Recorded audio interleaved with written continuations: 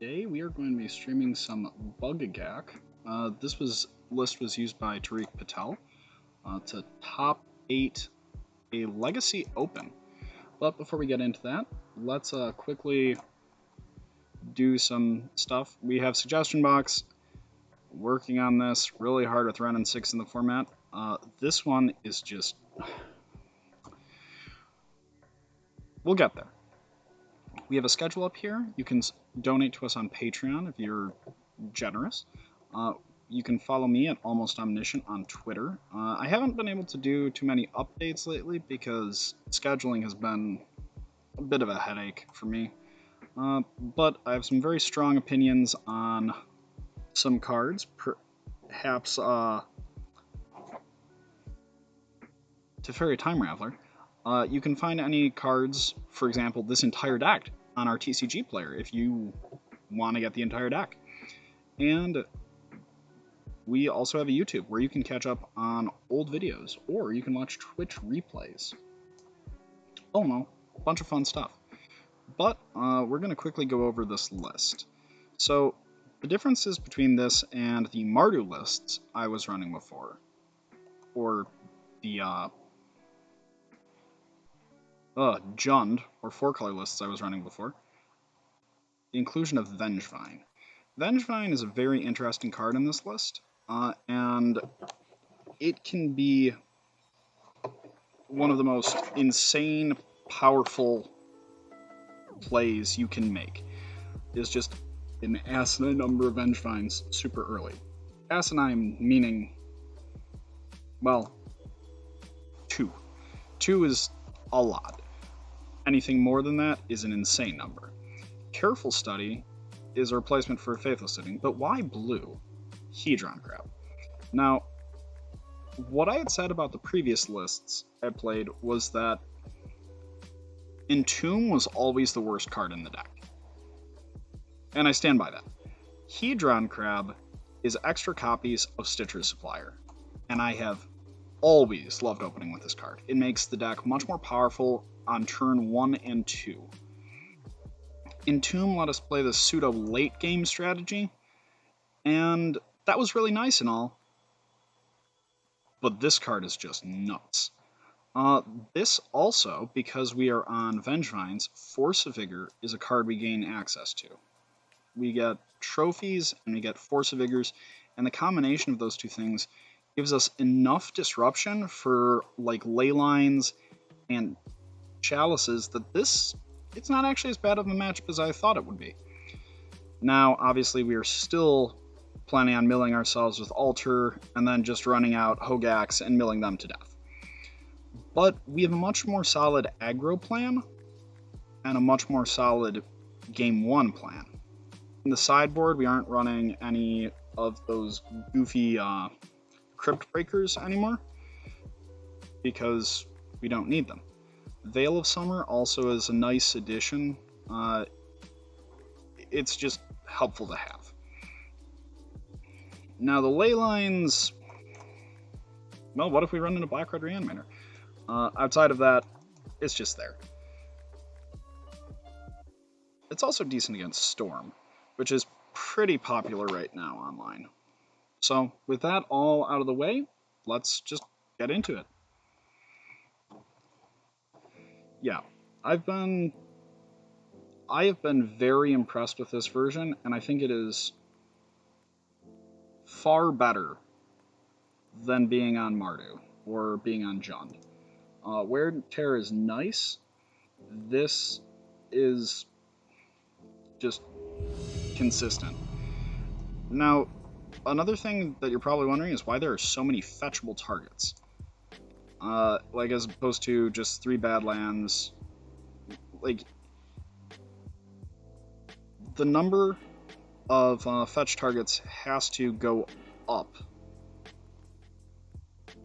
Yeah.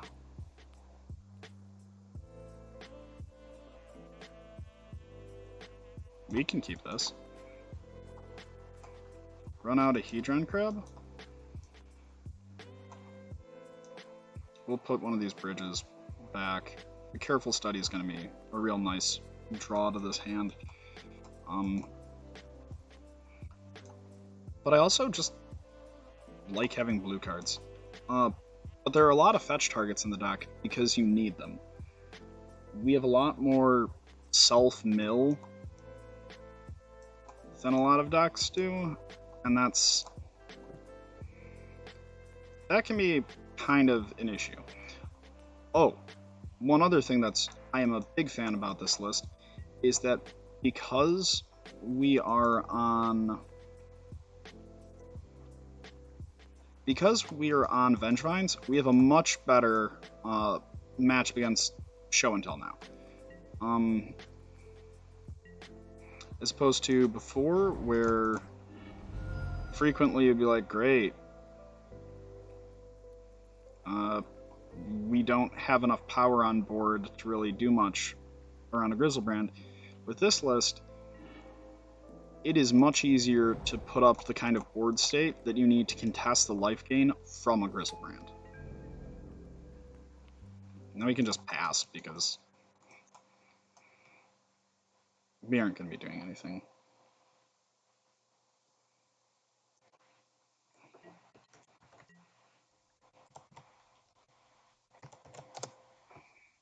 Is this?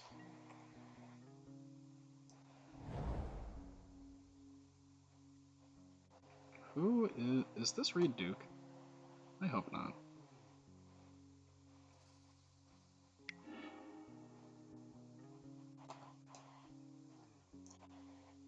Are we going to be dead?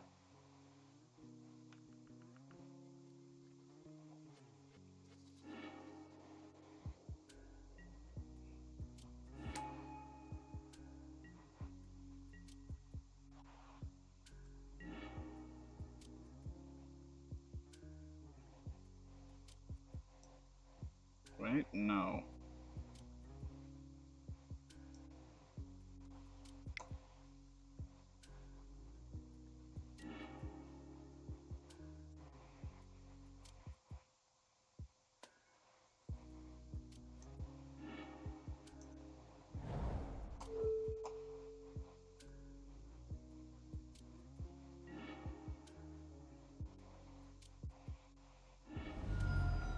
So, our one way of...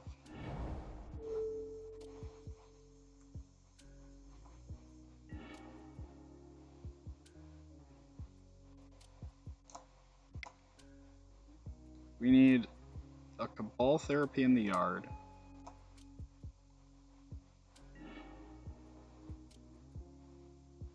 Okay, so if we can not die this coming turn,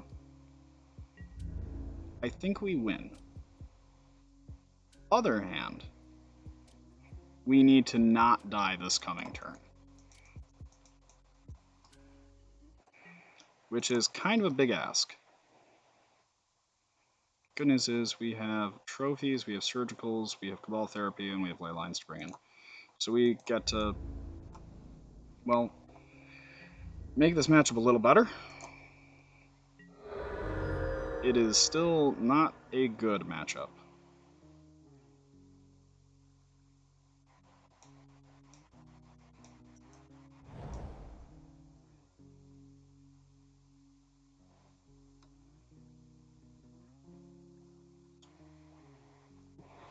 But we'll see.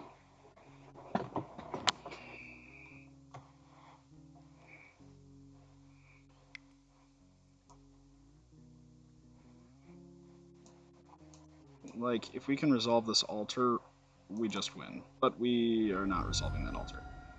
Well, that stinks.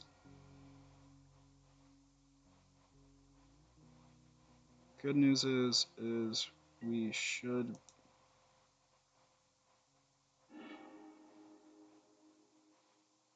Are they on mono black?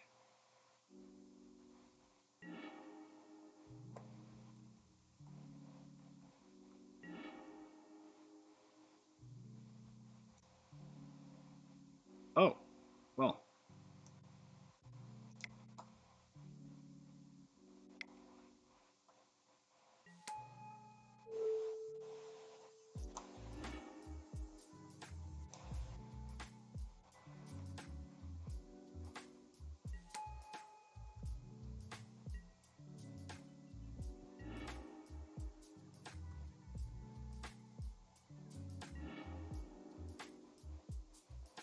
So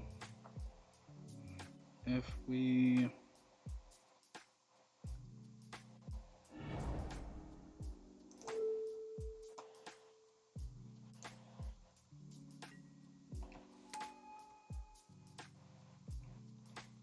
that was a fairly ridiculous top deck.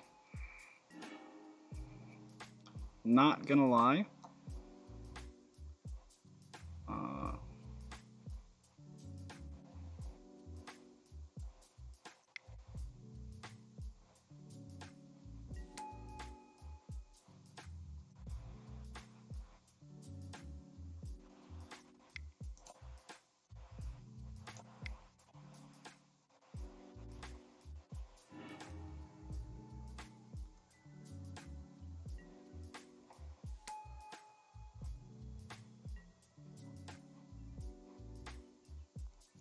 We have another Hogaak in here. We do not.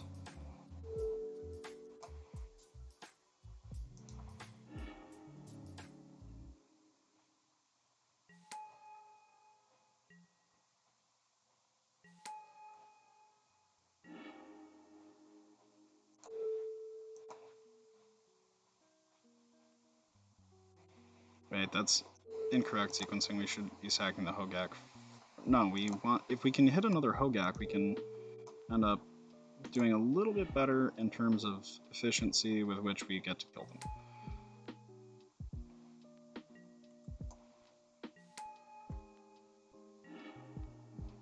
And we didn't. But that is okay.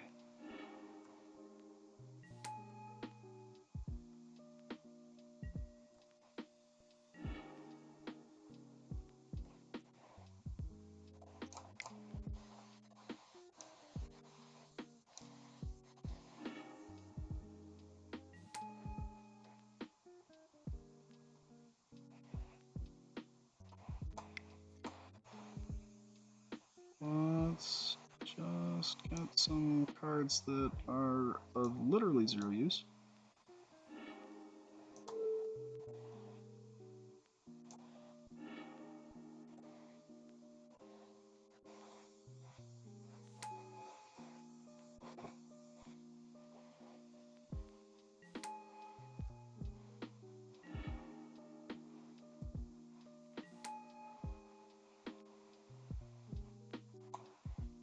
Oh. They're on reanimator depths, which is admittedly a little. Oh, no, I don't want to exile that.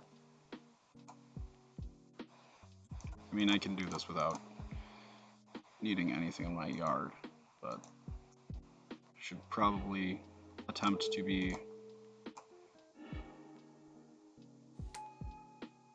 a better pilot. Hey there, Terrence. How you doing? Right now, we're just milling out Reanimator. And you said the matchup was bad. Hedron Crab is ridiculous. It is so much better than Entomb. I don't care about Faithless Looting anymore. Whatever.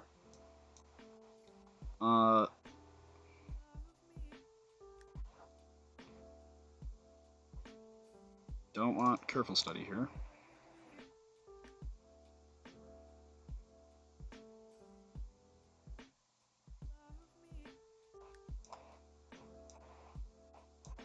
This is going to be too slow.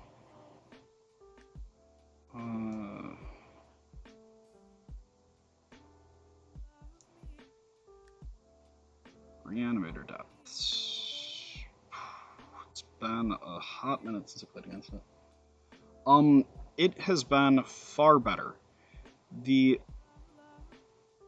feels a lot like just having more or less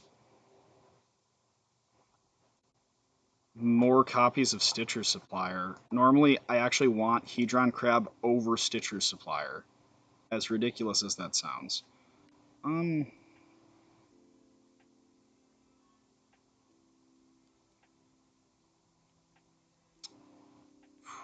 question is whether or not they are going to be bringing in some number of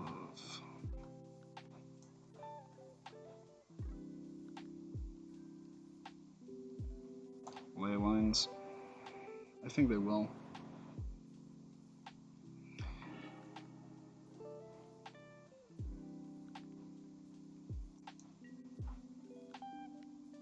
Well, the hand is potentially very explosive. I would rather have extra lands and a way to not lose to...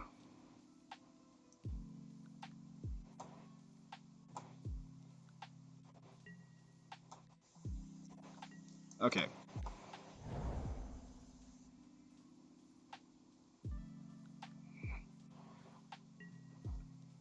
Nice.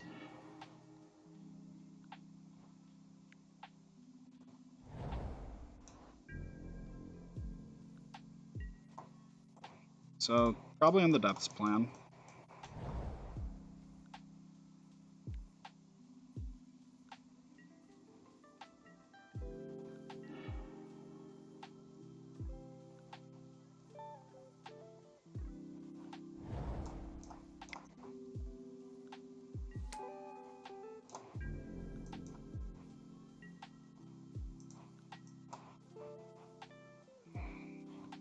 Yeah, this is vastly superior.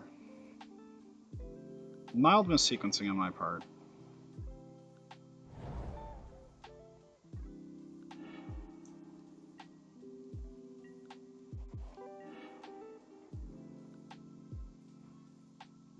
Man, I'm good at this game.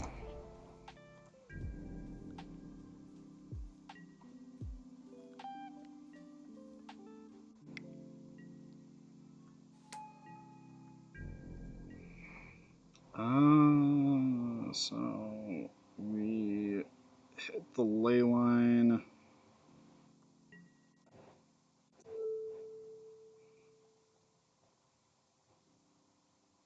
But that does only cost 4.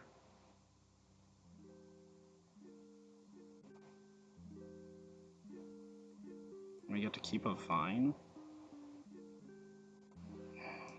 I hate having to do this.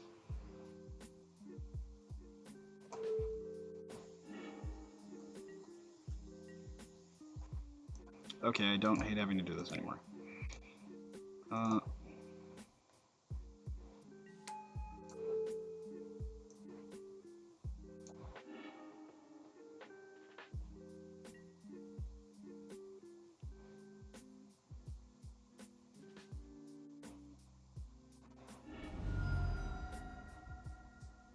Let's grab a bio.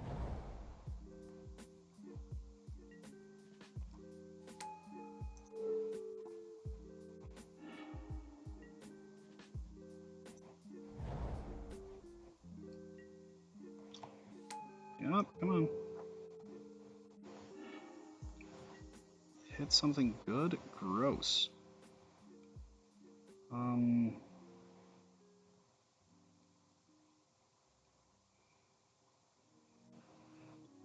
Let's see. I'm trying to figure... Oh, there we go. That's much better. Yeah, I was trying to hit anything there, but man, did that just not work out.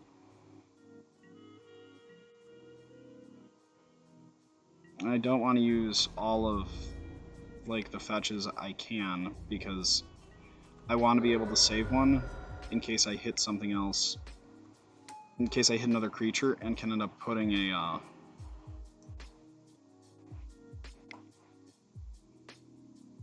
much better.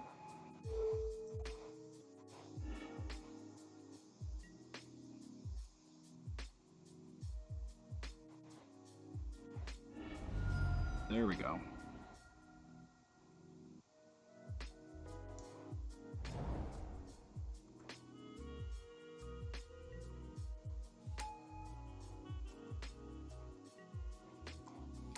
Yes.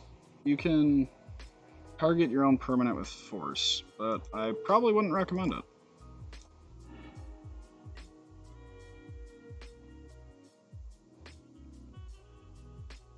Wow. I'm not going to bother doing an extra mill there.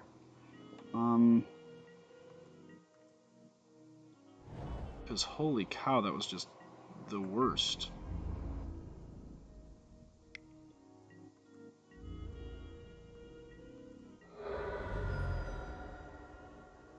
Don't give me a Hadron Crab.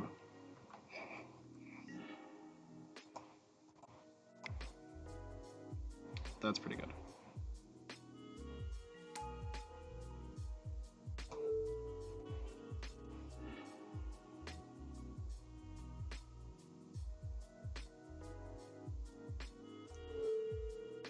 So sack that. Got the zombie.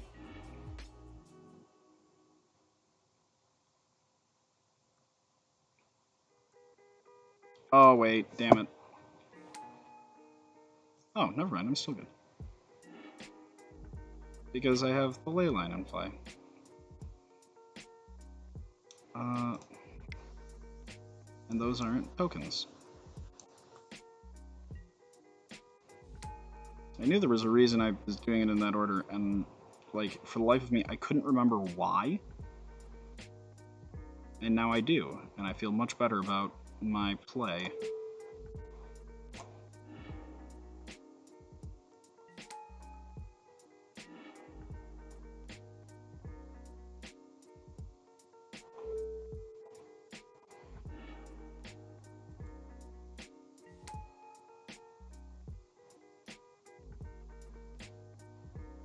Oh, that's a really good point. I did not think about that. Very good call, Terrence. So...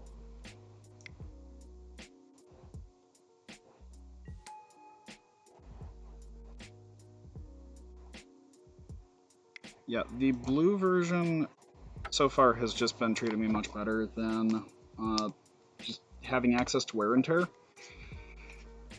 And Storm is a much better matchup because, like, Ant goes off normally on, like, turn 2.5.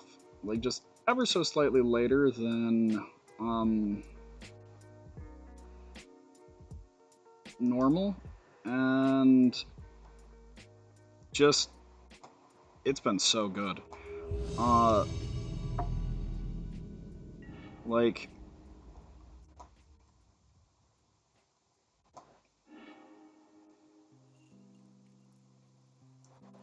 snap keep that.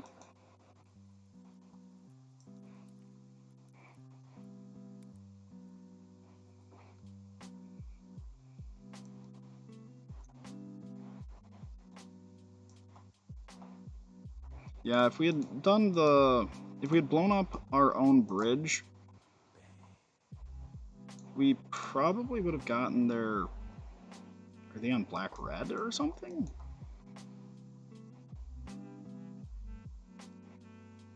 Very curious as to what they're playing, if they're mulliganing this aggressively.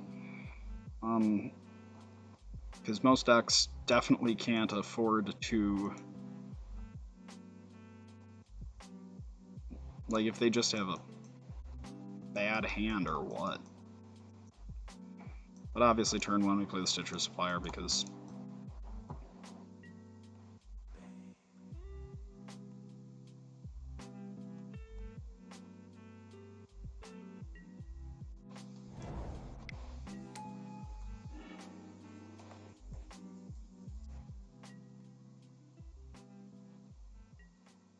give me a land.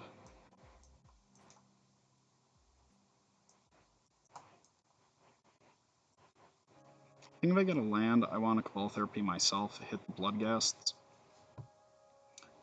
then run out the Carrion Feeder.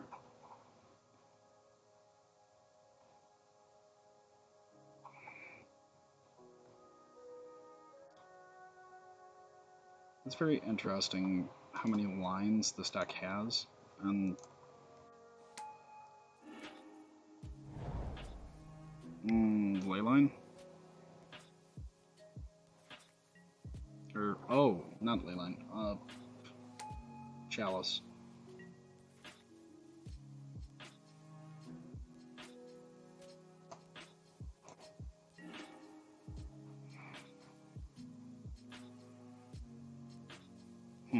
So they're on depths.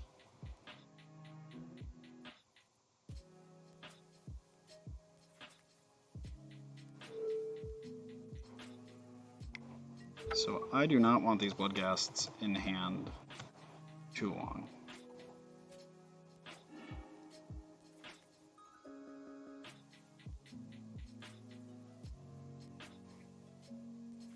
Ideally, so from here we play this.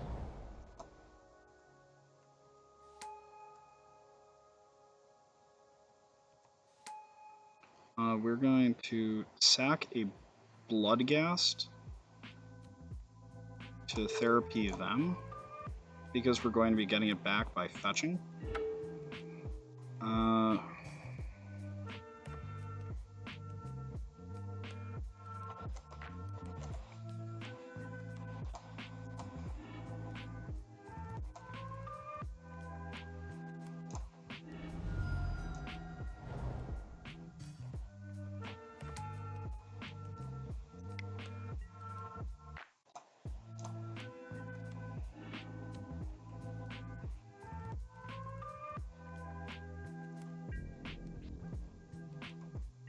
Okay, so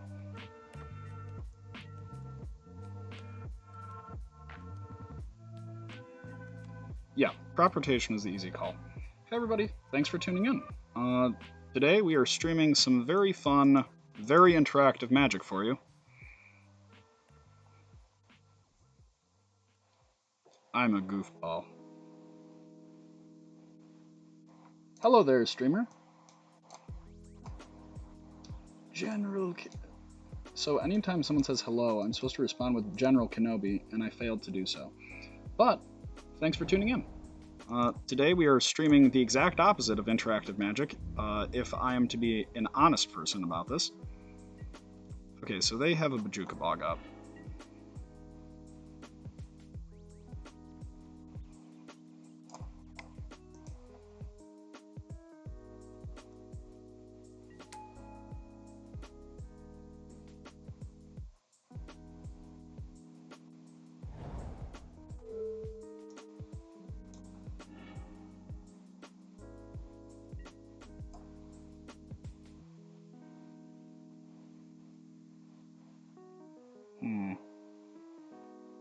How do I want to approach this? So, if I shouldn't have played that land. I can more or less just get away with attacking here. I mean, technically speaking, I have.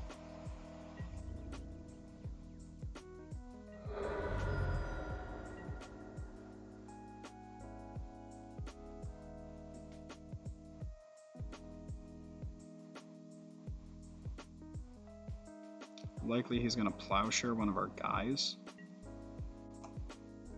and force us into a bog play.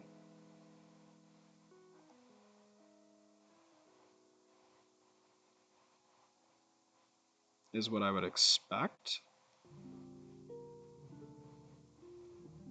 And what is definitely correct to do here.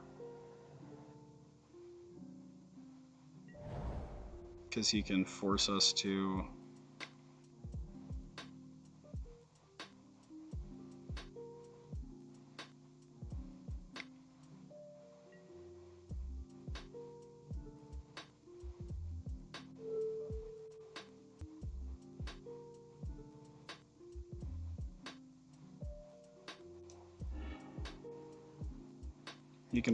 into doing that.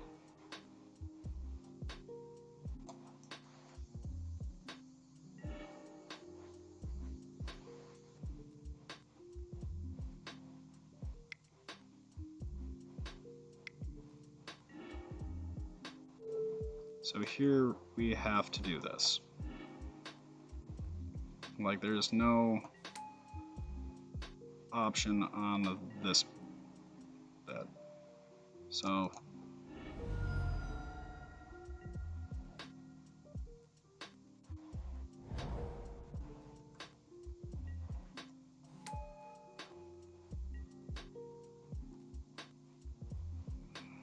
Now, the question is whether or not we want to do anything more, and I don't think we do.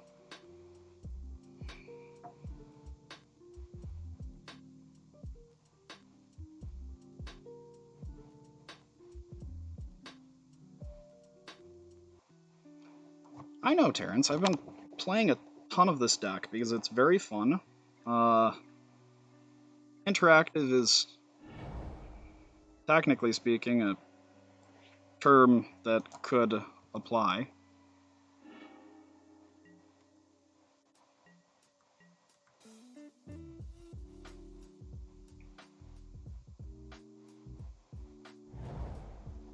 Okay, so he has an unknown. I know that they aren't on more than one bog, if memory serves.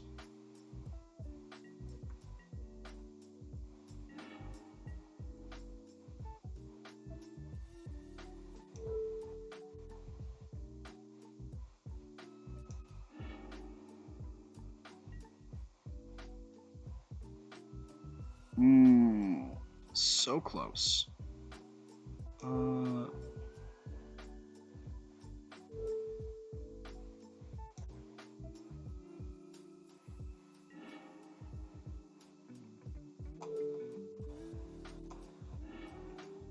Give me a Gravecrawler.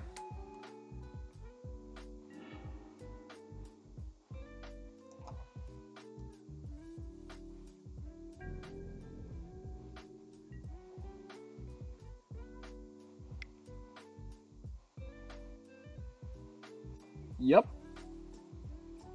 It's something. I'll give you that. It's something. Yeah, I needed to see a different creature instead of this. If it had been any other creature, we would have been fine. Out of the board, we definitely need... I definitely want the therapy and trophies. I don't think anything else is particularly good here. Like, surgical obviously can do work, but in general, it is not going to be enough. Because we don't have especially reliable ways of putting their stuff in the yard.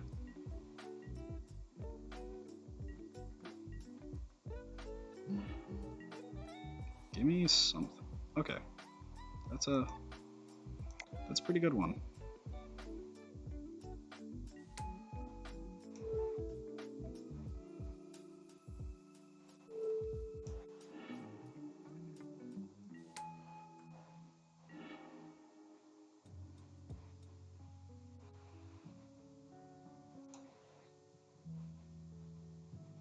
Wait, no. All therapy us.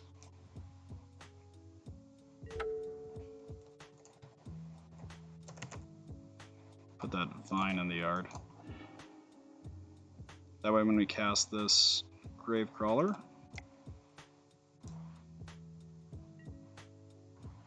we get another guy.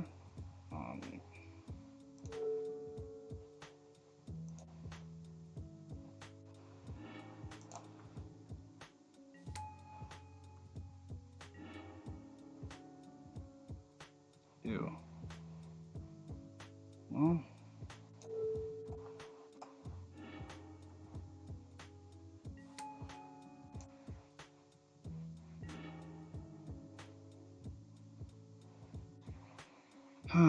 sigh. So, I guess we will cast a Hogaak.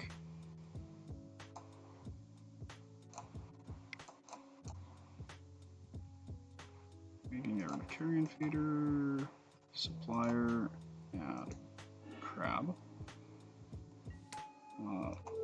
Let's just hit ourselves for 8.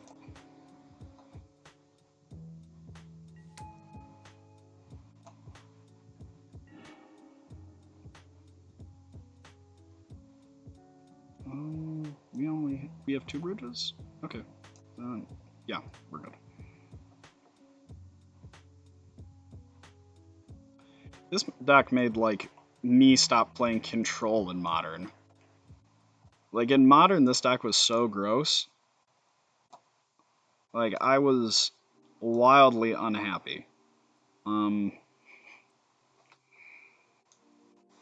so, let's pull up a Naya Depths list.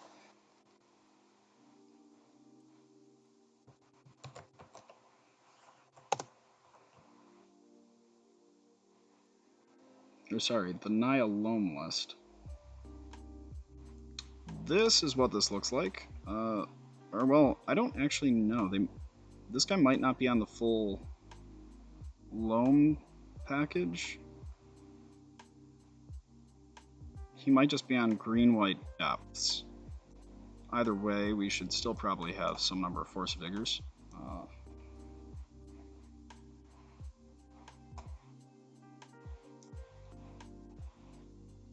We'll just try this. Because I don't know if we're going to necessarily... The Miser's Cabal Therapy. I want this careful study. I think I would rather just have more interaction. So we'll go with this.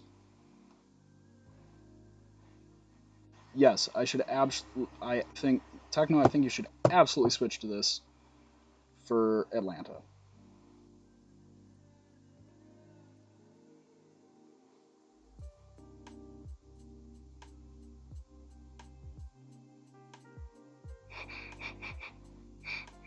Well, it's a trip. I will admit it is quite the trip to see the deck that was supposed to be totally dead continue to be broken. Horribly, godforsakenly broken. Like, don't think I have ever played quite as devastatingly broken a deck as the times I played with Hogaak.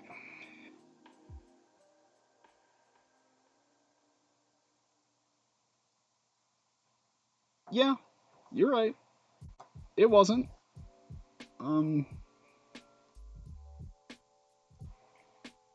Look, dude, don't know what to tell you. We all got bamboozled.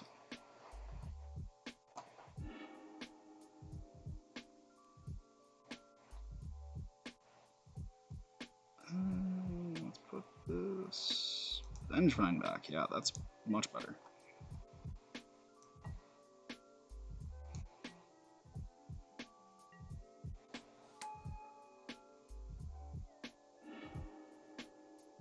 Okay, so they are on the Nihilist. Which means they...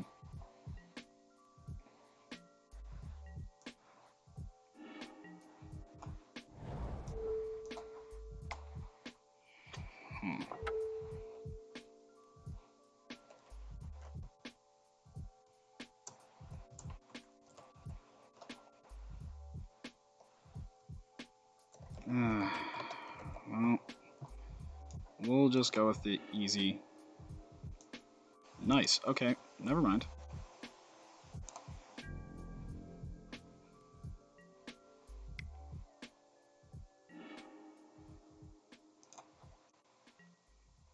I think this list is really, really good.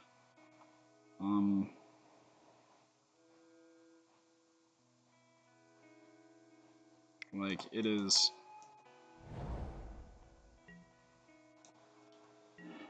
so efficient at being so interactive.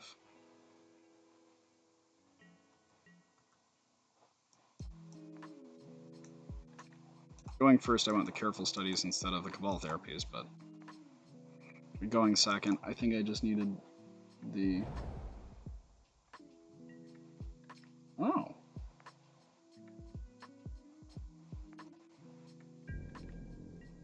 Well, that's fun.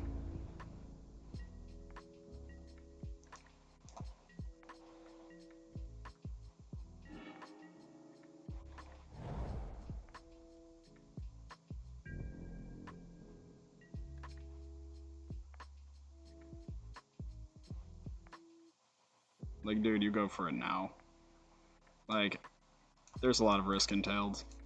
in the potential blowout, but he definitely should be going for this just because it's my end step. He is not getting any risk by doing so. Yeah, it would be lovely if we had Caracas in Modern.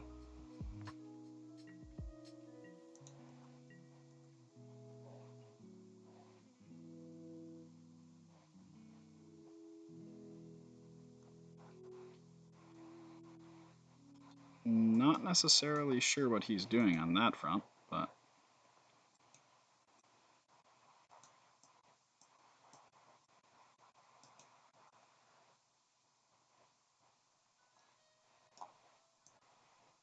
yeah, we are going to want these careful studies back in instead of Cabal therapies, and that'll definitely help. But we still need the trophy. In general, we still beat Depths in a race, because Depths is a relatively slow combo deck outside of the straight black-green variants that are more or less dead right now.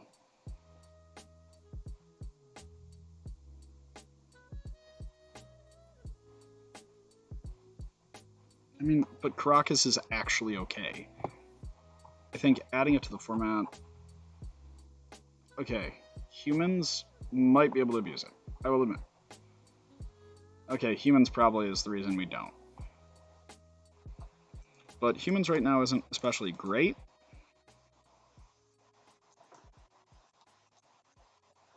Oh, you get some really cool interactions with, like, Vendilion Click. And no one ever plays a Grizzlebrand again in their life.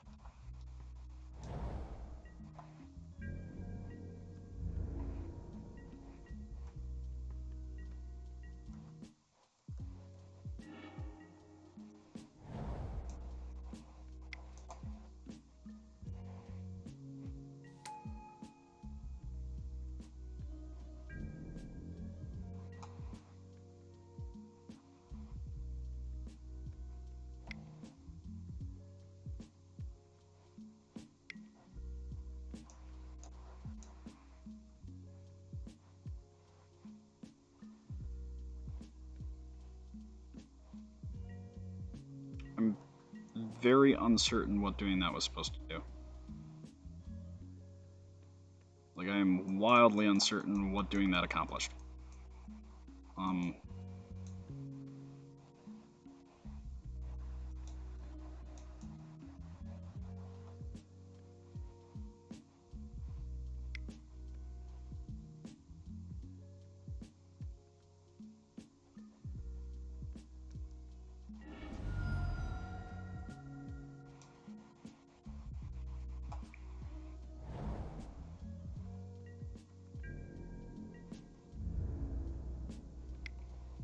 Yeah, Elvish Reclaimer beats my face in.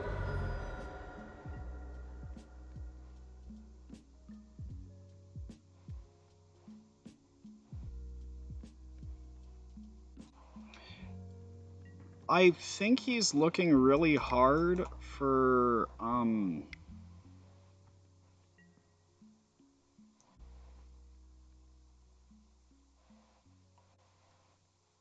okay. I think waiting to do that has bought me so much time that I'm very perplexed as to, like...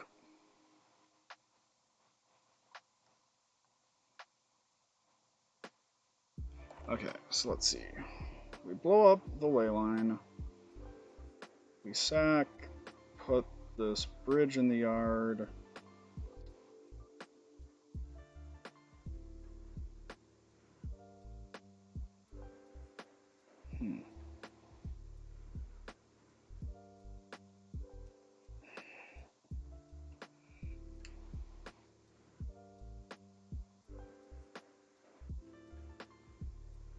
The issue is that playing around this and the depth stage is more or less impossible, and I would rather not give him the information as to what is in what we've brought in.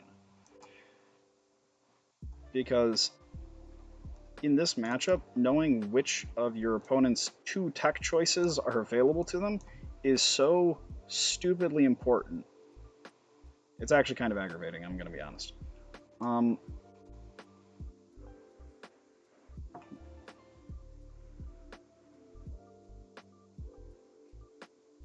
yeah, I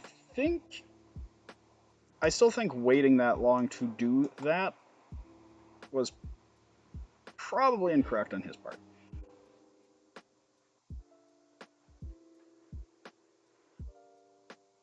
Man, this is such a greedy keep, but like the payoff is ridiculous. This one is a much more reasonable keep.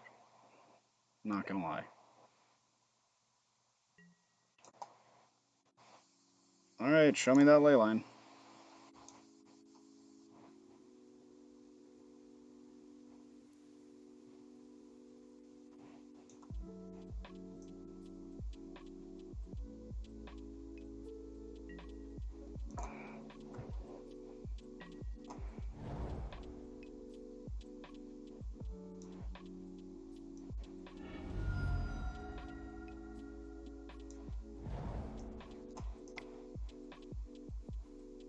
I'm okay losing some lands, I guess.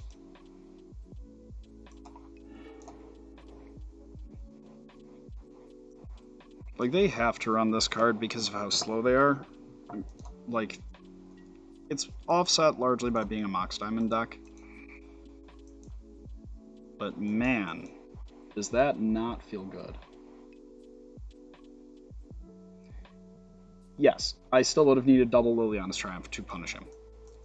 I could have blown up the stage in response to the trigger, which would have put him back 2 lands and still let him kill me the following turn.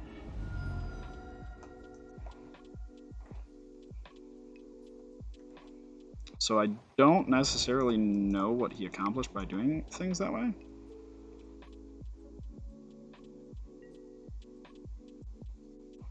Get the Reclaimer.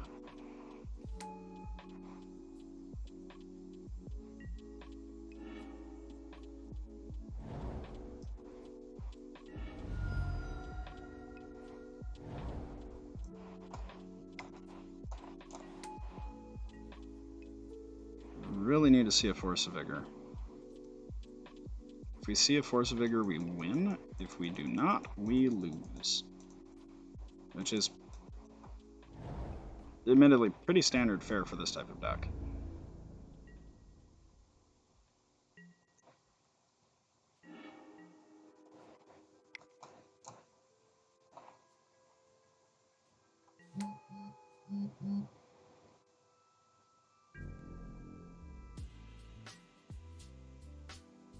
Like, leyline decks are so rough for us. Other hand, we're also on 5 answers to leylines, so I think I should have just mulliganed for that. But it's very hard to gauge what is a respectable hand to keep with an answer to Leyline of the Void, and what just gets us blown out.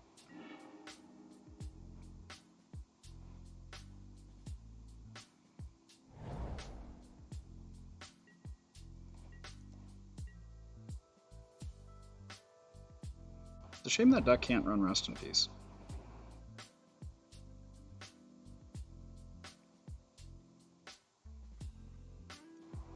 So we definitely need to be very lucky on this one.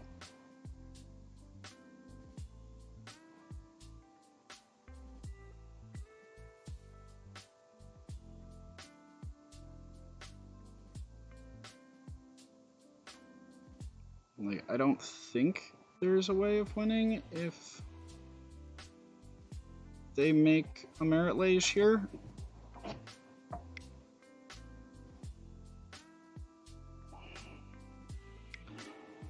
Yeah, there's no way I can think of for us to win at this point.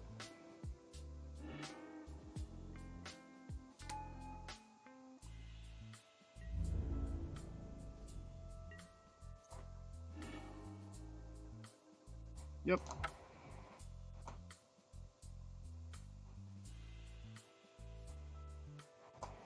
Yeah. Decks with 4 ley lines are a little rough for us. To account for the mid-go metagame, we might want another trophy instead of a veil.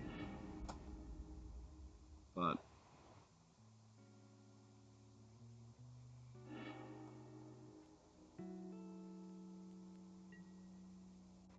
yeah, that's a fast maul. That is a really just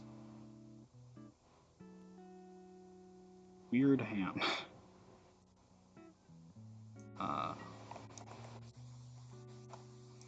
Give me a Delver player. D&T player is alright as well.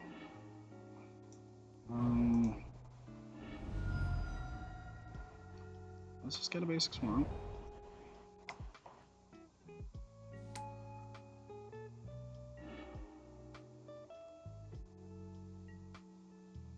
Next turn we run out of Hogaak and potentially multiple vines. Sweet. We Cabal Therapy ourselves, naming Vengevine.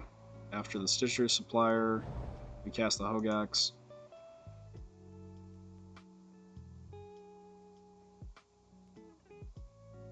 I was not expecting to see Ancient Tomb variants of Death and Taxes still being played right now, honestly.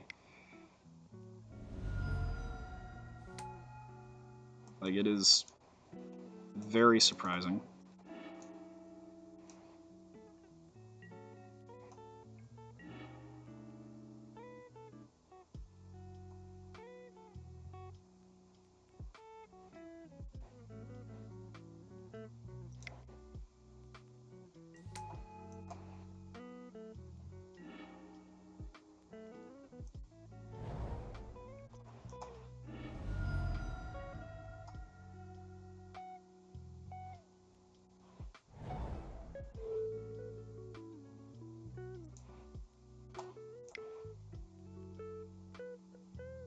Let's get this Vengevine in the yard.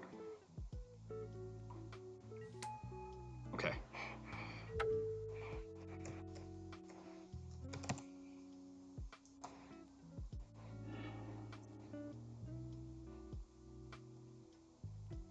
Man, I love double Vengevine on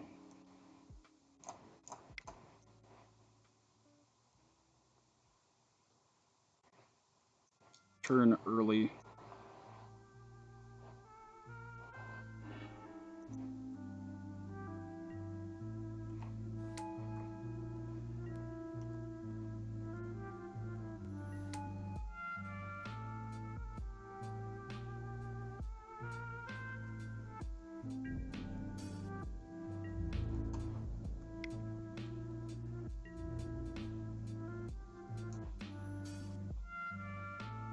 So they got a batter skull? Okay.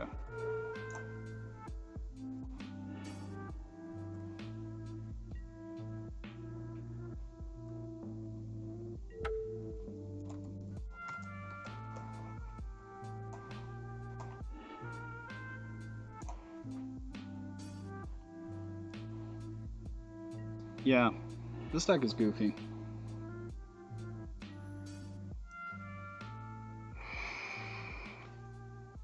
Gross!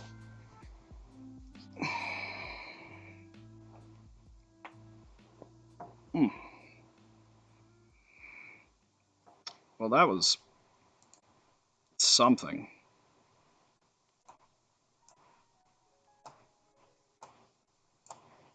We want all of this. The Force Vigors because they hit Aether Vials, Rest in Peace, and Phyrexian Revokers.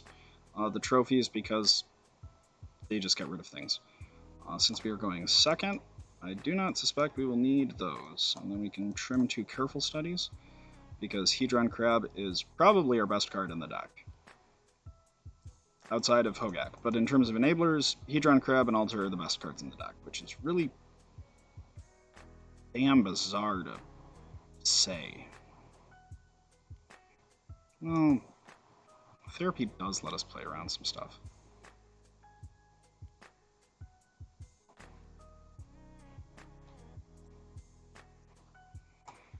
Yeah, this gives us just enough counterplay. The looting type effects are just kind of awkward.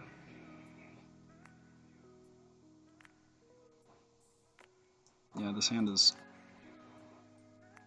kind of ridiculous. We get a turn 2 Hogaak with a sack outlet. So I'm just happy with this hand. Like, it does what I want. And that's about it.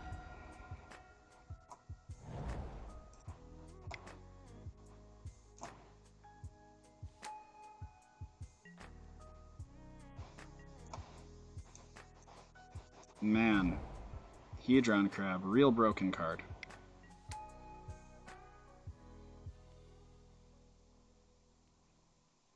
Yep, good call.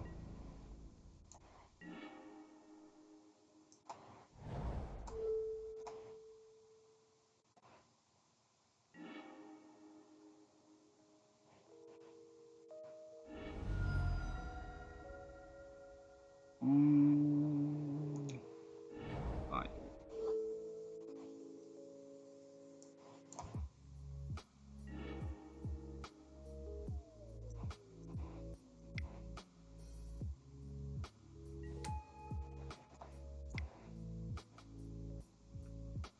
And then we will cast this guy.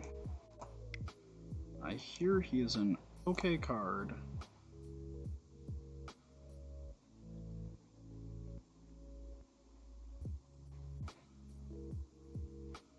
Who cares?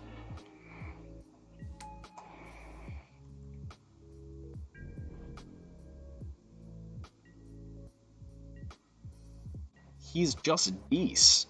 He's not like the most broken card that they've printed in literally years. That's pretty good. I mean, I don't know how long that really, how much time that buys him.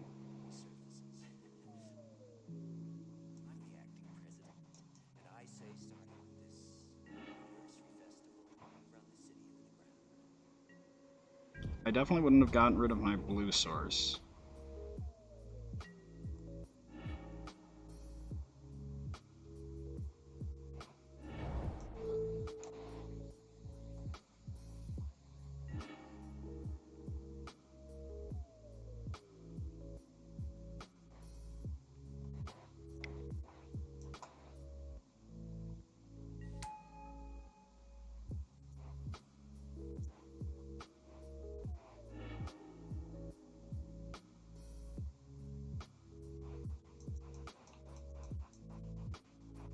As you can tell, I really want that Vengevine, just because it is a huge pain in his butt.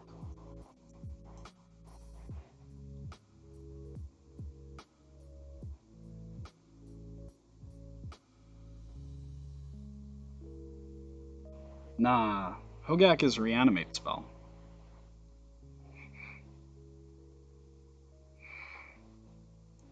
Just nothing else.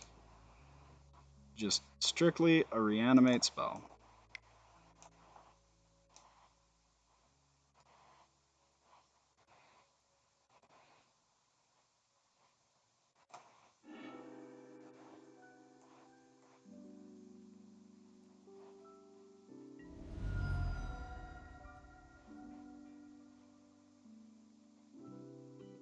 Well, that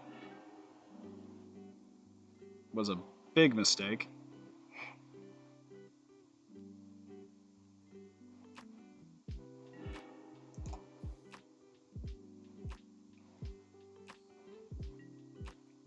Yes, we'll use that ability.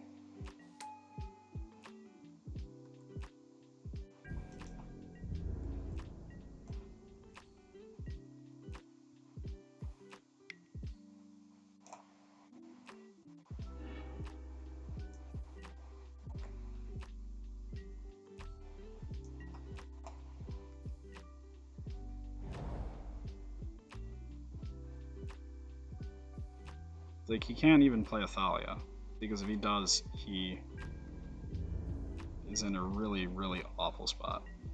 So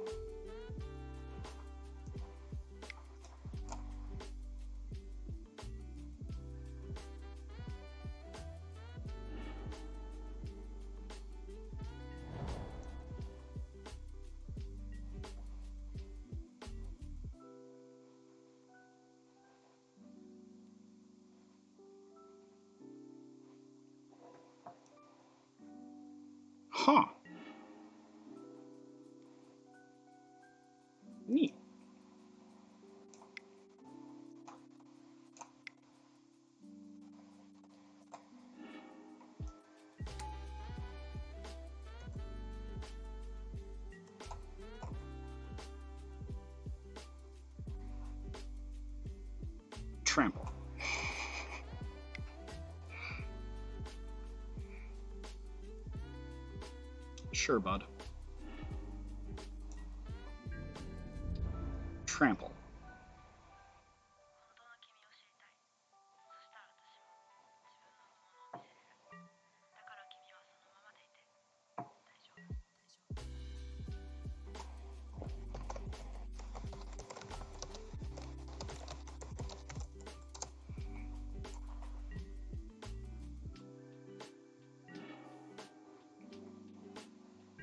Oh, gross.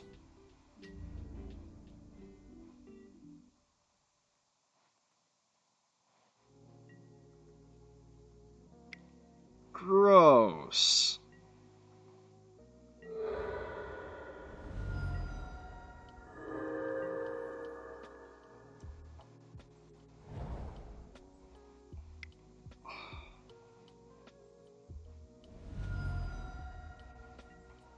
Okay, I'm sorry.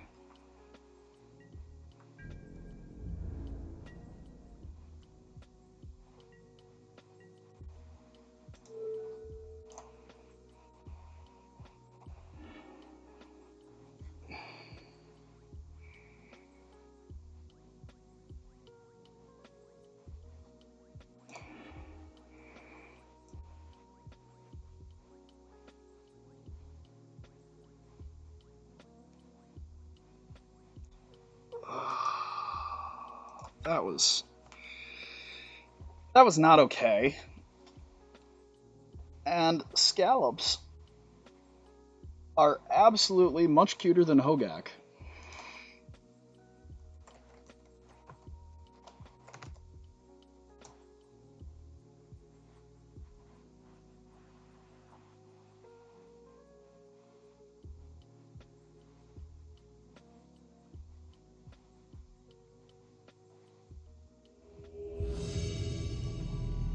Huh.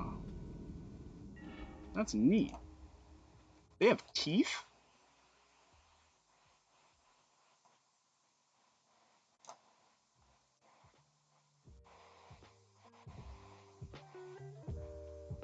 Weird. That's really cool. Oh god, I hate myself. Yeah, let's keep this. Hedron crab, the real offender.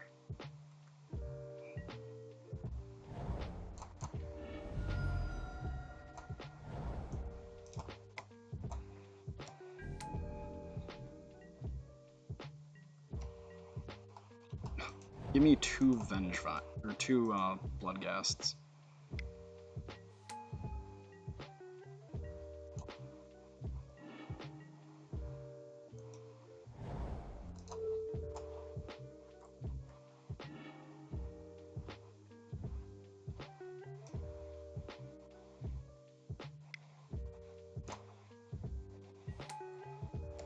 I want that out before there's a Thalia.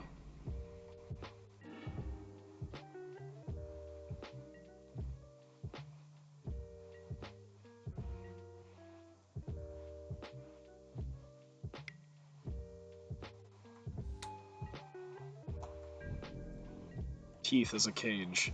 The most, like, super metal.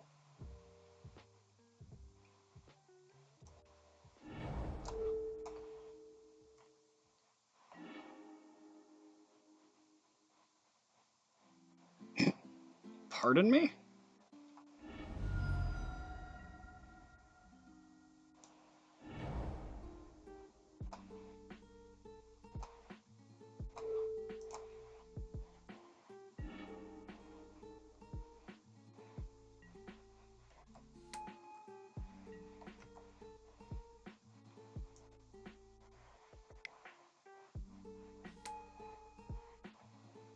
Well, this is horrid.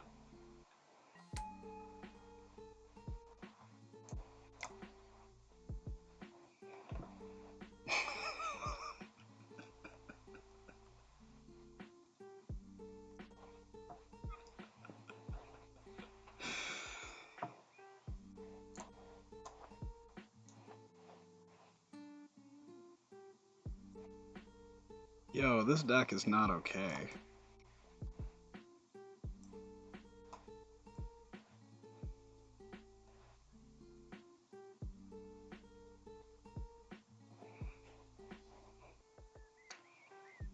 Yeah, Hedron Crab Terrence.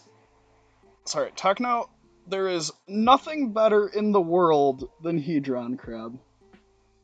And Palladian, I now need to figure out how to, like, because I draw and I paint, and I don't really publicize that much. But now I need to figure out how to make the most terrifying, like, scallion nightmare monster I can. And I'll draw it and it'll become my new avatar on Twitch. That's a lie, because I don't feel like scaring. Okay, this hand is really bad, though. This hand is great, and I hate it.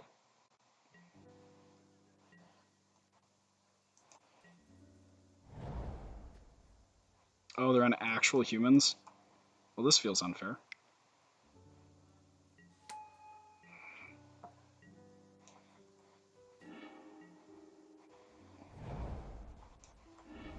We're just gonna get a normal swamp, because here it is much more important to me that I keep my land rather than getting wastelanded.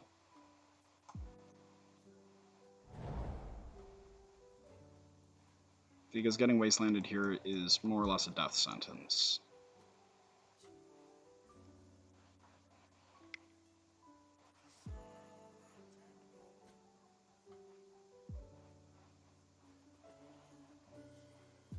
No.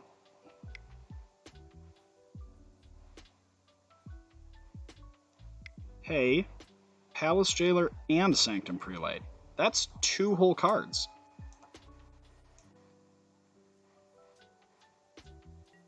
Sure. I'm not actually totally sold that I care about that.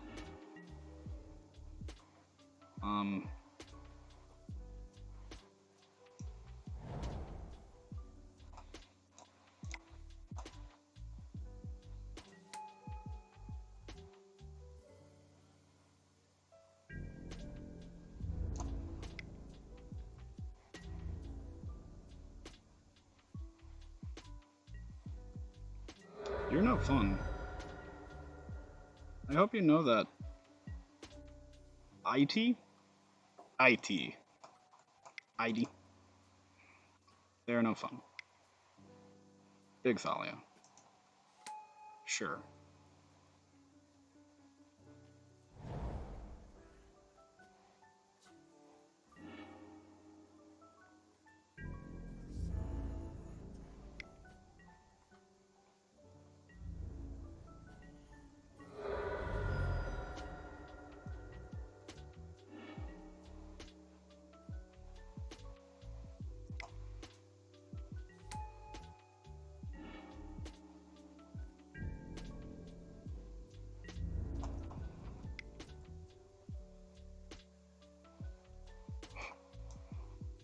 It's alright, guys. We just have to block with our Stitcher suppliers.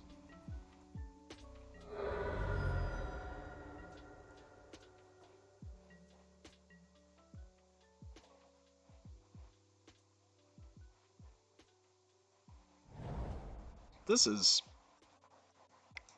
healthy.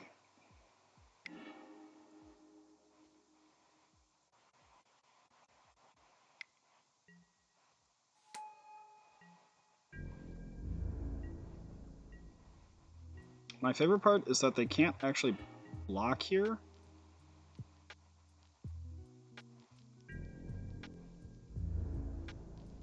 Oh, wait, they can block with the Noble. Hmm. I mean, we can't really do anything else other than attack, though, so.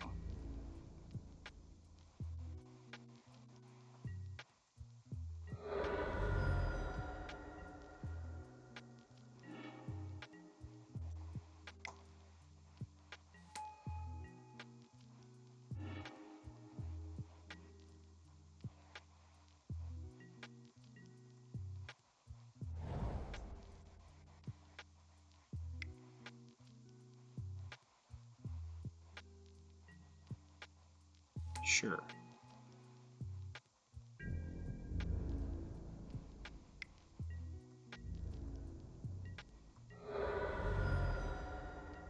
Man, that meddling mage is really annoying. This carrion feeder is ridiculous.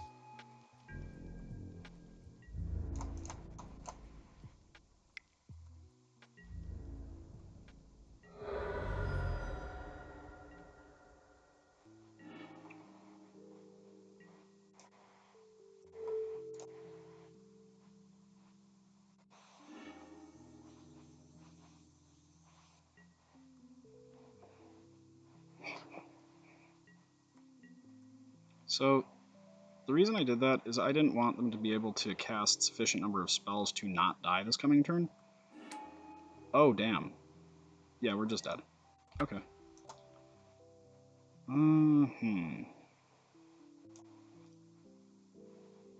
So, here, we want these therapies. Is what I got from that game. Is therapy feels like a very important magic card in this matchup. And Force of Vigor is not as good as I was hoping it would be because it isn't actually Death and Taxes.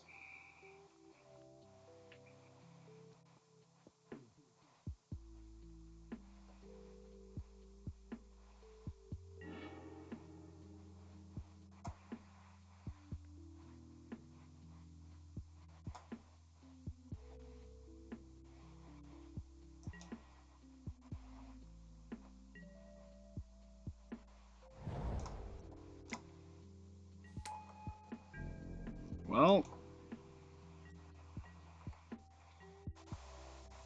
if they don't have a Dismember... Ooh. Okay. I see you.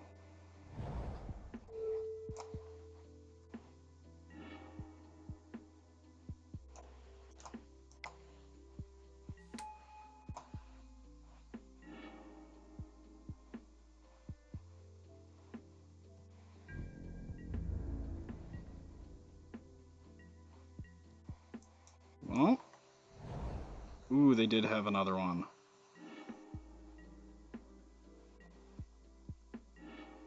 That's really rough.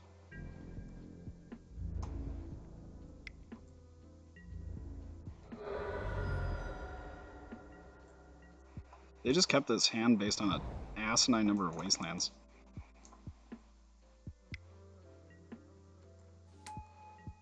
If we can get another land, though...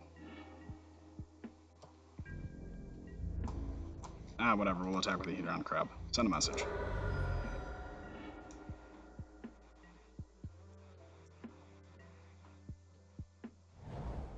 And they didn't miss any land drops? Well, that's really unfair. Give us a land.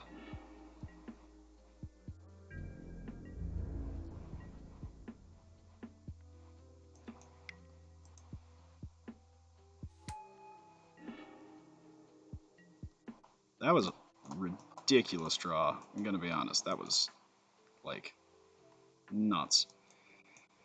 Because we had, like, such a good turn 2. Ugh.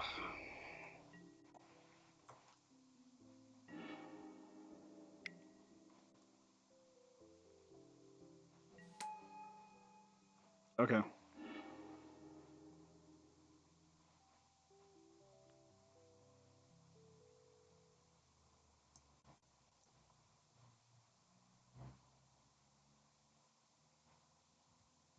Whatever.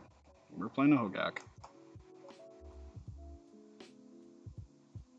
Hopefully we hit Vengevine, because that would be really nice here. Like, if we can hit Vengevine, suddenly, like, we're milling 9 cards.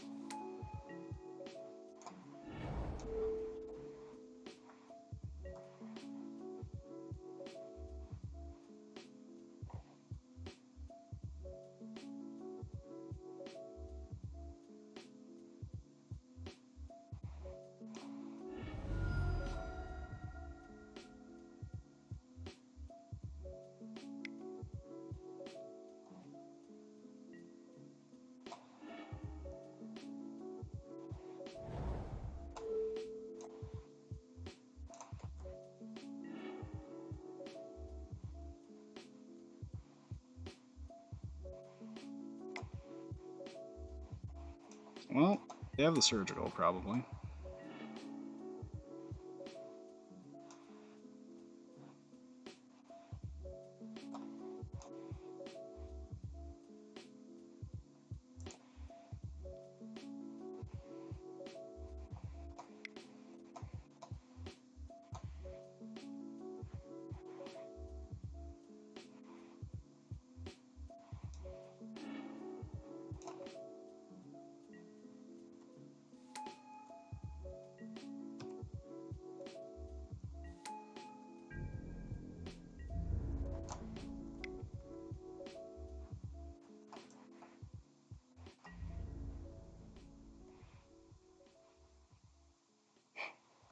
Sure.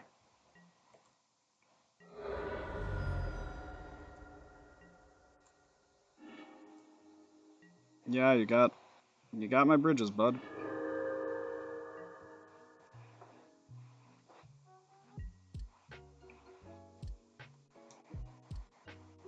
I love how this deck doesn't care if you deserve the wins, it will give you them.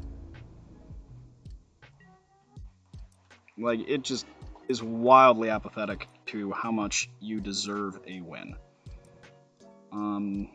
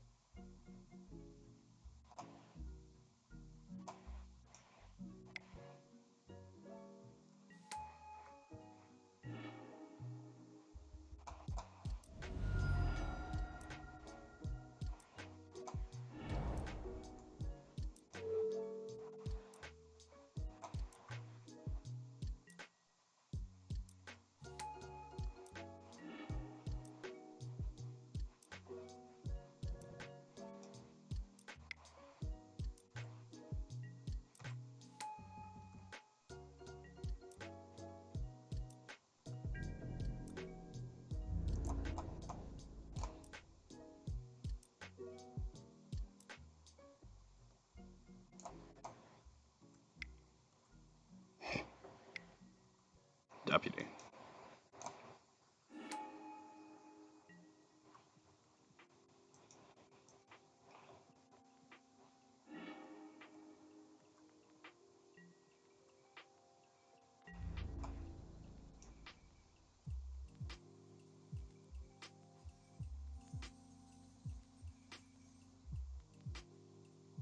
You can't block with Thalia or you lose.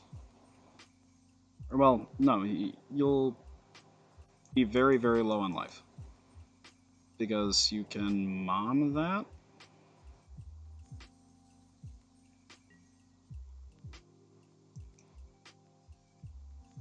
Wow, that feels like a pretty awful trade.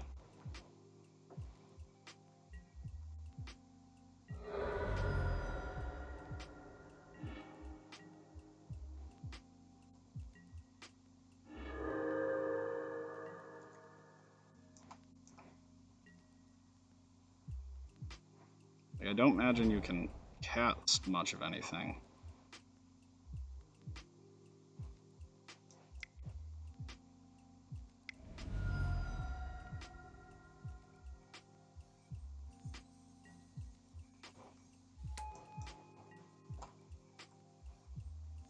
Do you have a fog on a stick?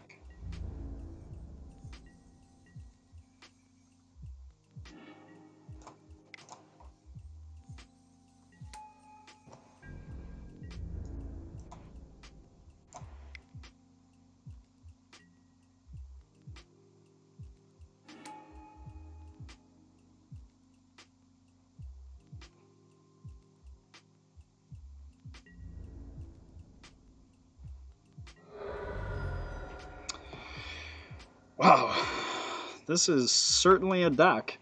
It is certainly a tournament legal Magic the Gathering deck. Under some very loosely defined criteria.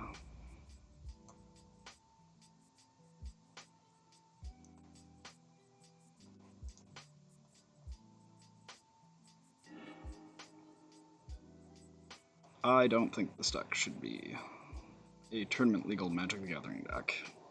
I don't think Hogaak should have been printed. Like, I get it. It's legal in Legacy, and I just need to deal with it. But man, do I hate this deck. It is. But it's also so fun to play.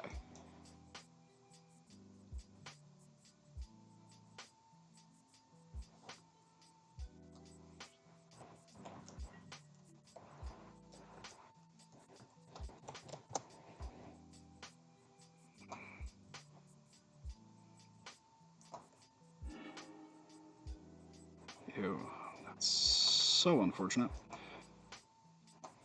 But this one... We'll see what he's on. Oh, sweet. So, looks like a fair deck.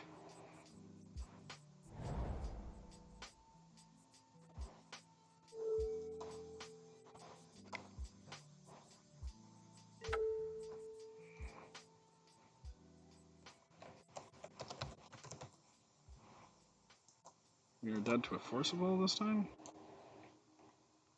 Oh, well that's a hand I am so wildly indifferent to.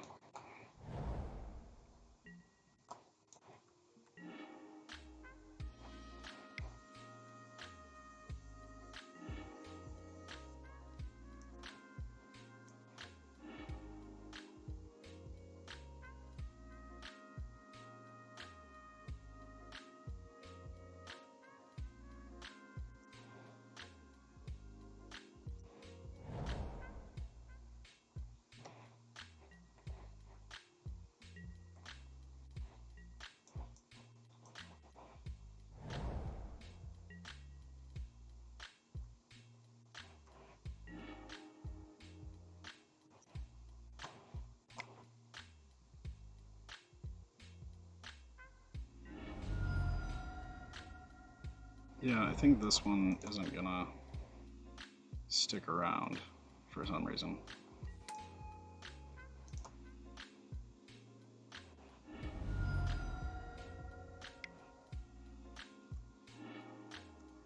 Perfectly reasonable.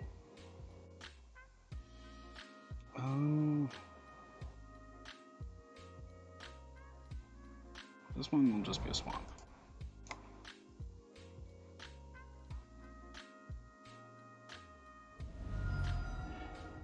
Ew.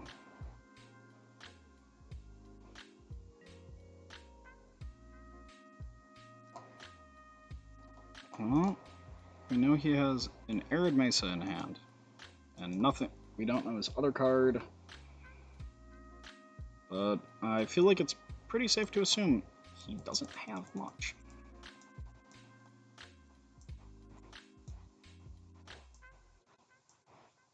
I'm holding on to this Bloodstained Mire because I'm really hoping we can get some gassed action going. I think he's probably wondering about a end-of-turn Brainstorm, which is kind of ugly.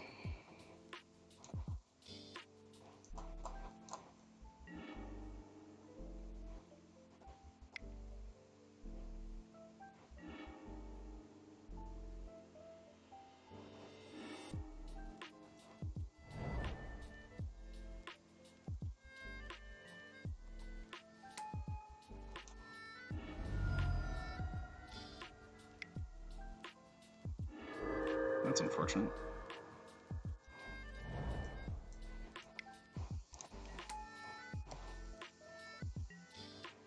Well, it's resolved, so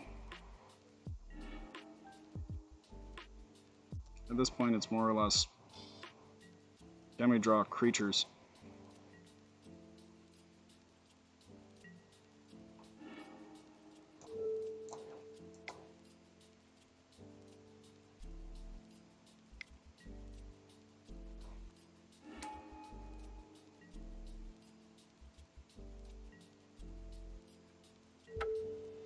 We'll name Force of Will.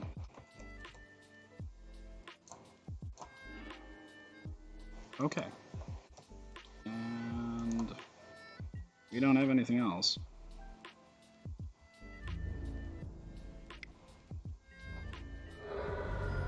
Hey everybody, welcome to Mom's Basement Streams. We are streaming the Hogaak.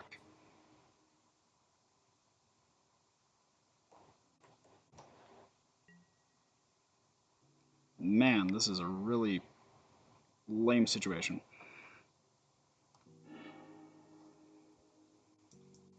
Yep.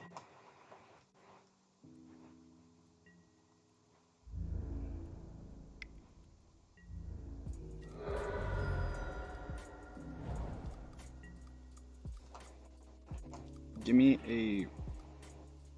Not that.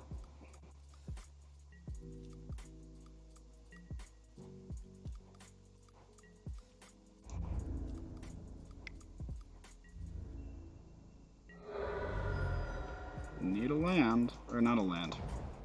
A something that is not land.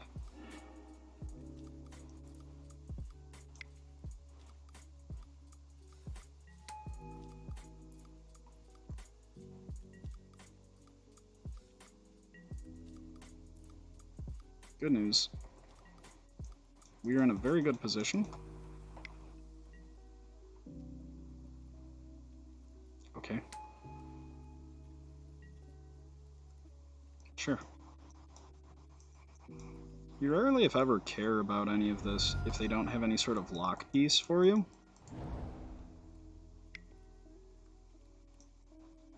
And here he's more or less just spinning his wheels.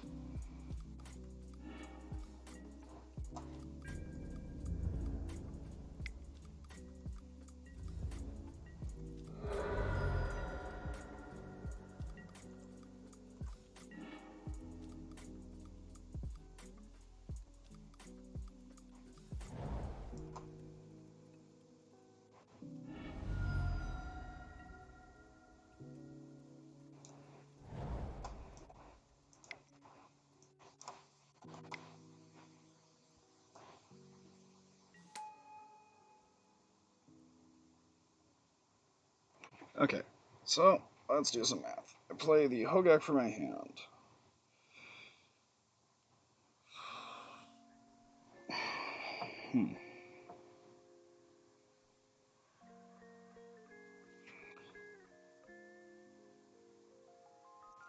I have no bridges that are exiled. 38 cards.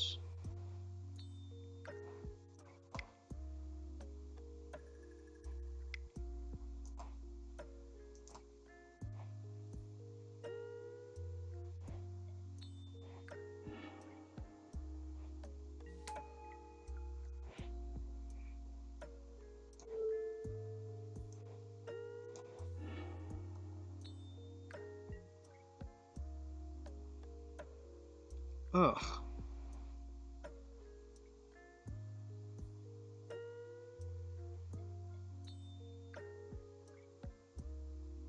I was really hoping for... Well, a bridge from below.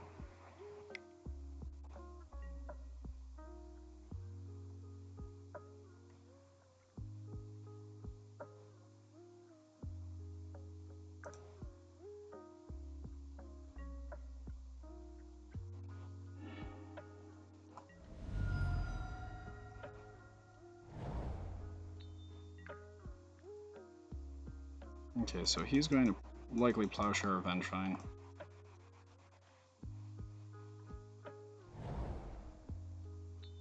Kind of goofy that this is still a very winnable game for us.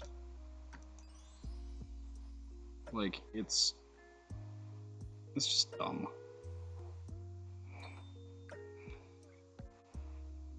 But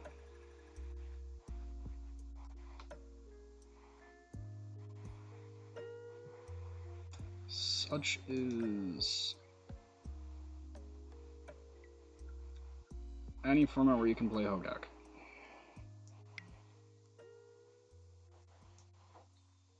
He is digging for that Plowshares.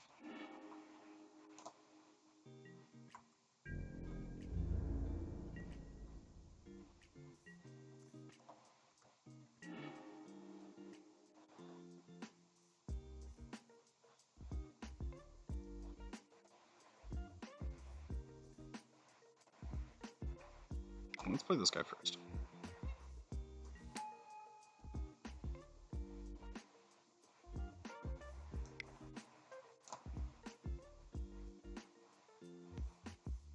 Either way, we're getting both Venge Vines.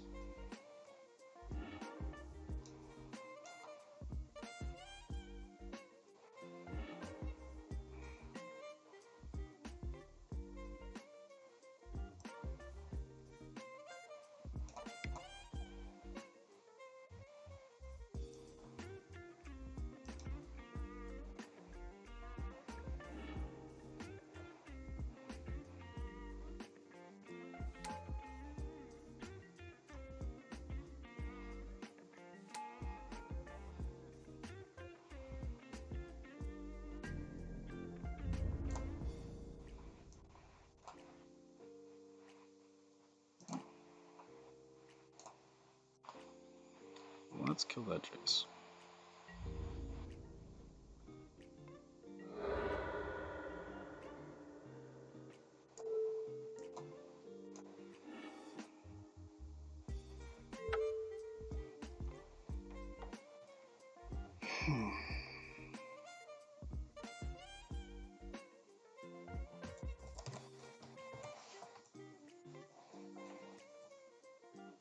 Yeah, he's used one brainstorm.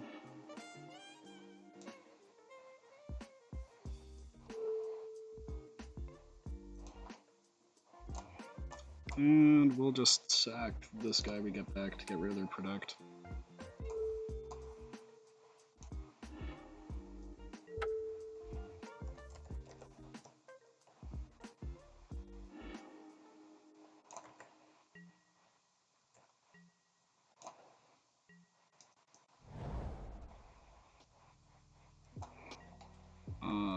I would not have played that over the Tundra if I were you.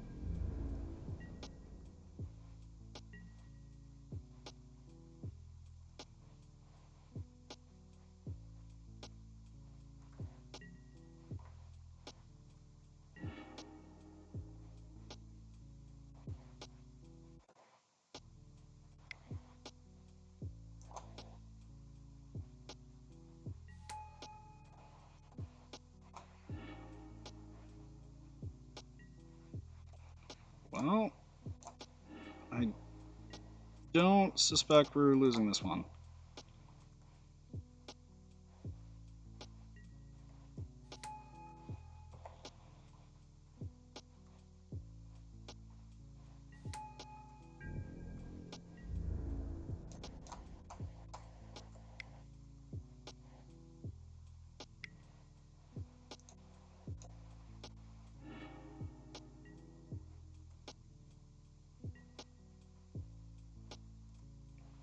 Better block.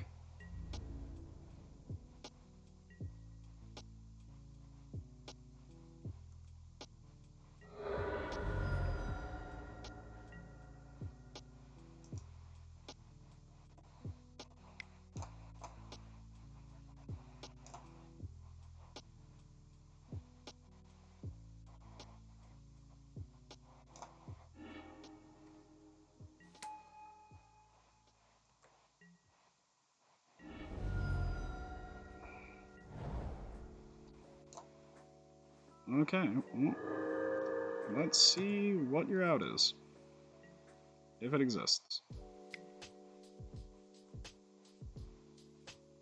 Oh, dig for the Terminus. Okay, so things we want in this matchup.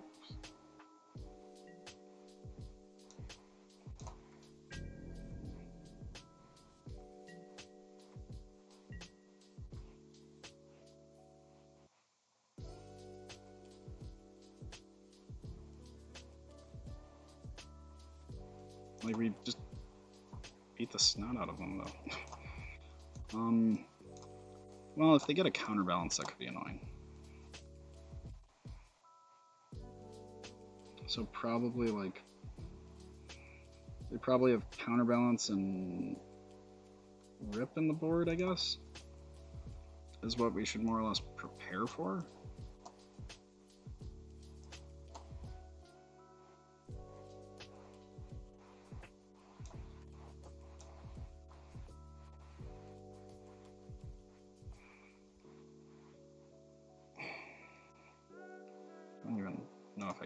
about having that careful study. More than therapies, and I don't even know if therapy is needed in this matchup because of how stupid this deck is against them.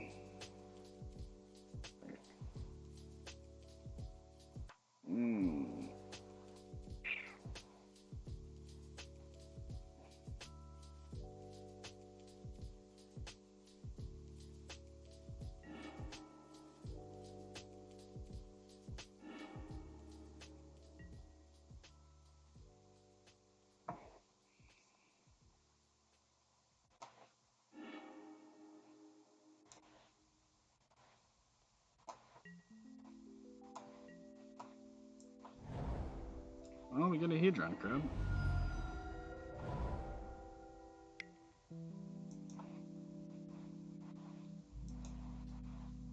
Another thing that's nice about this version, you don't need Hogaak quite as much, because Vengevines are also pretty good on their own.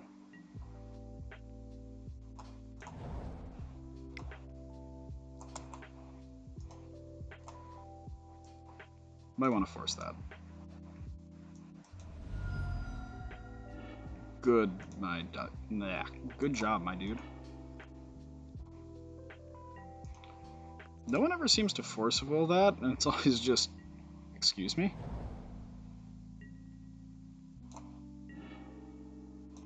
Wow, that was, quite frankly, a ridiculous top deck.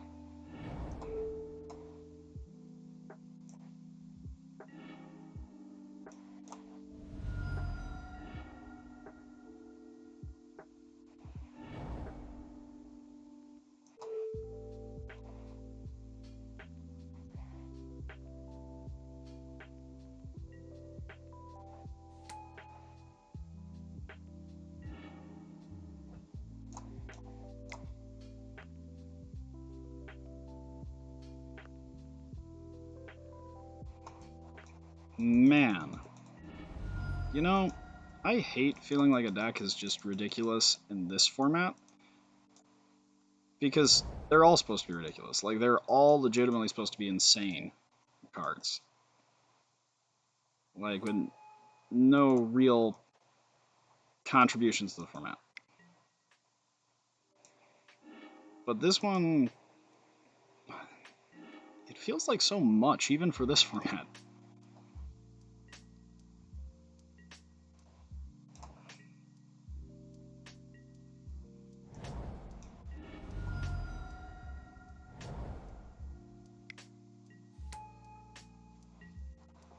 Oh, you're dead.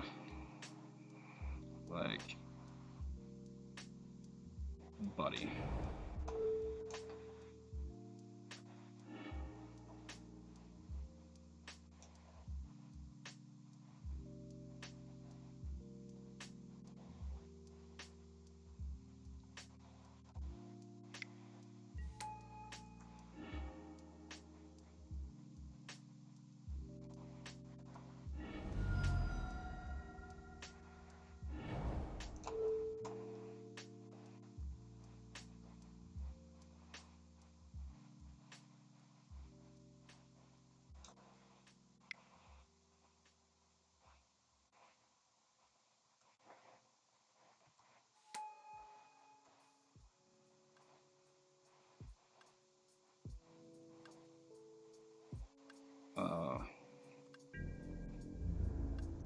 Well,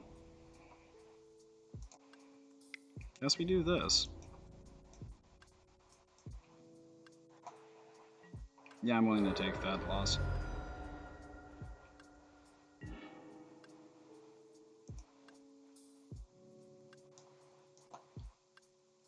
Oh, don't want any altars in there. Or... really, at this point, it doesn't matter what the other cards are.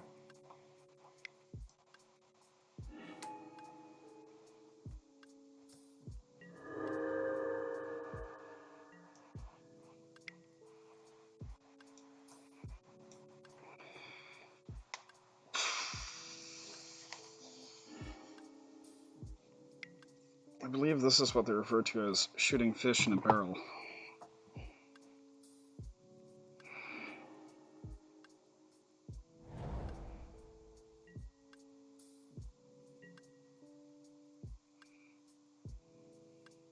Oh,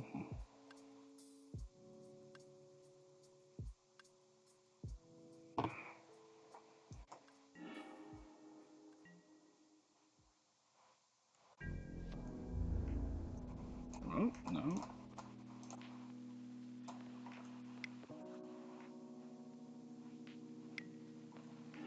Sure.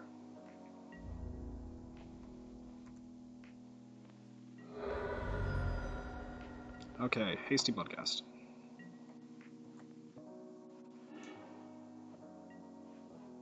Okay. Like, I'm not especially upset by any of that.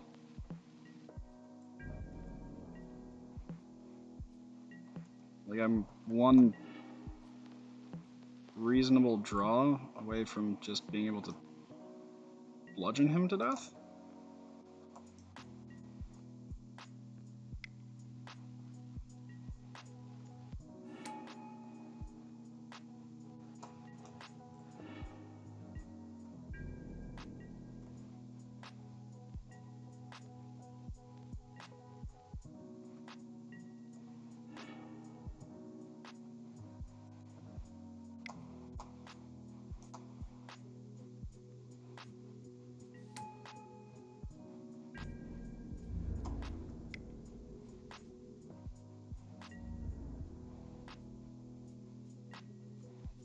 That feels like a really good trade for us.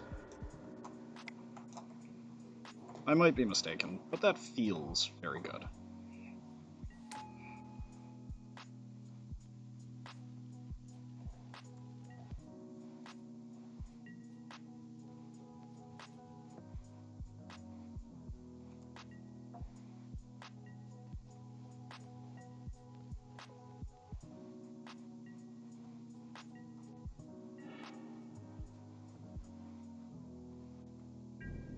Oh wait, damn it.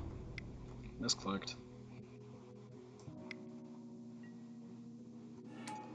Deserve to take this loss.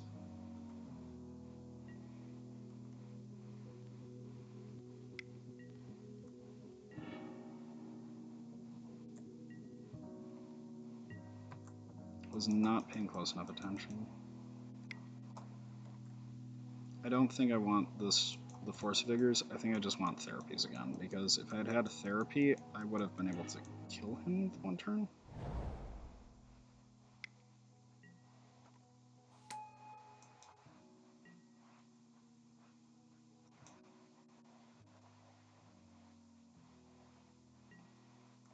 Still have a lot of play here, though.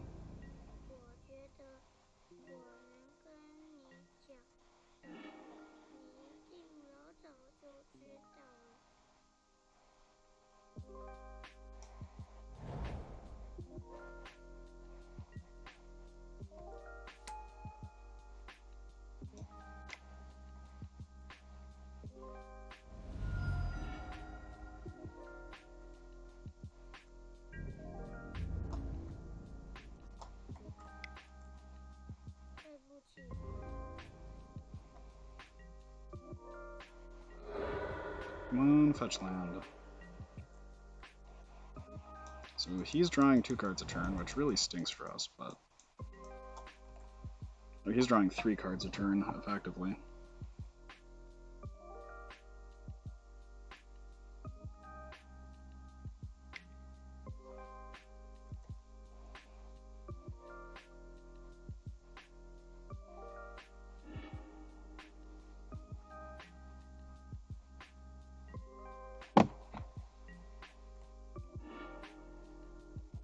I'm just going to concede this one, because I really don't feel... Like, we make a lot more decisions per game than he does. And that extra time is not something I want to waste. I want matching therapies.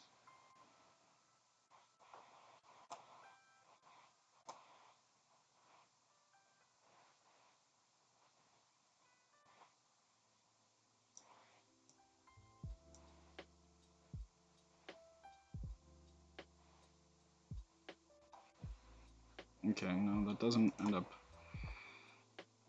working around surgical, so... I guess a duress also might help.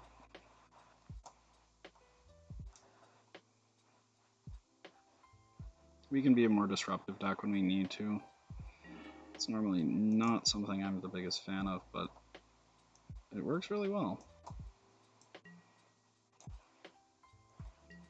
This is a turn 2 Hogaak with discard protection. So that feels pretty nice.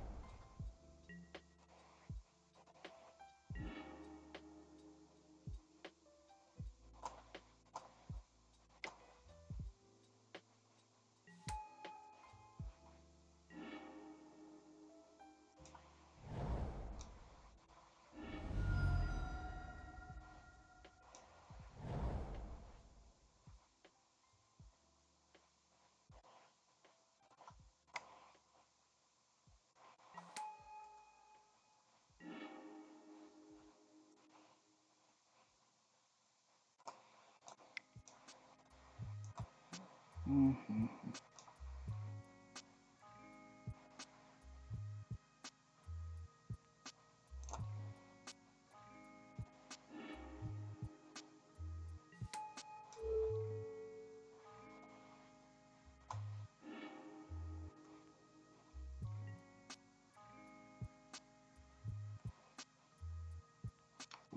Let's hit. Okay, so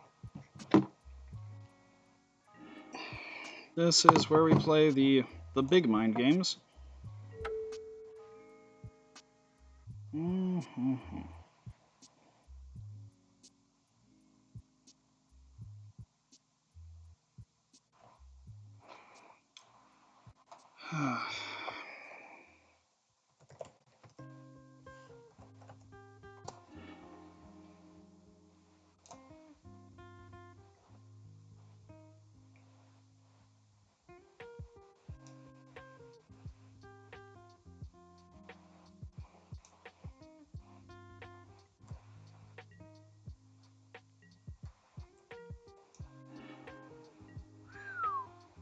That one's pretty good.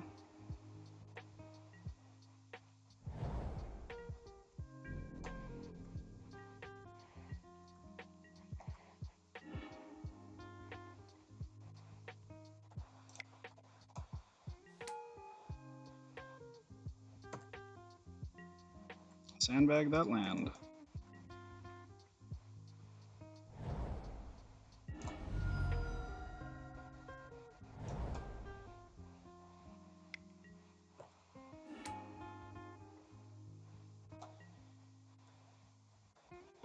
The good news is here is that now that we have an altar in play, we're in a much better spot. Which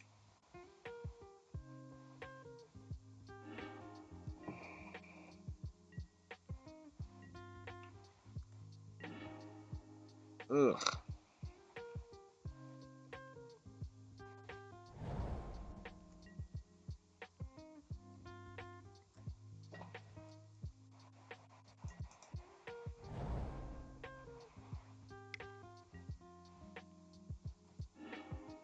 Pretty good.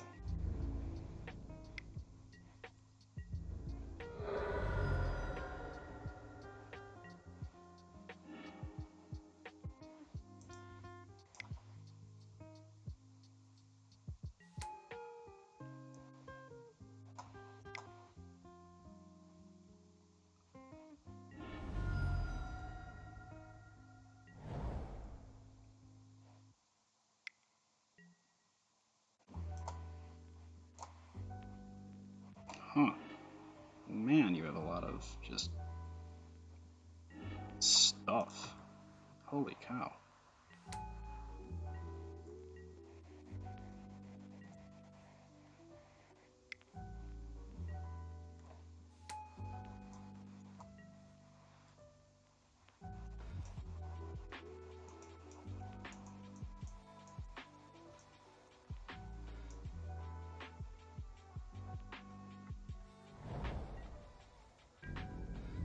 He had so much interaction for us.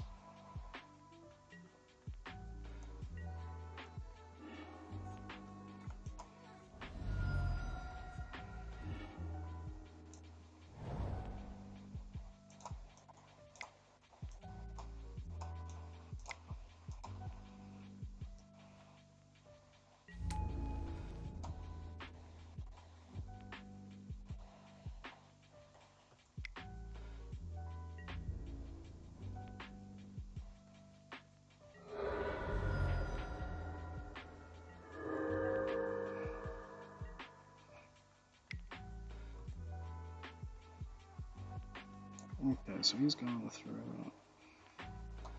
I suppose, like, the fact that he's on actual miracles now is admirable.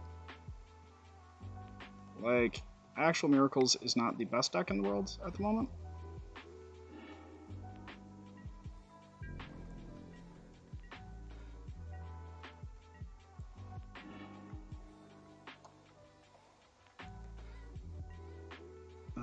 Give me a zombie.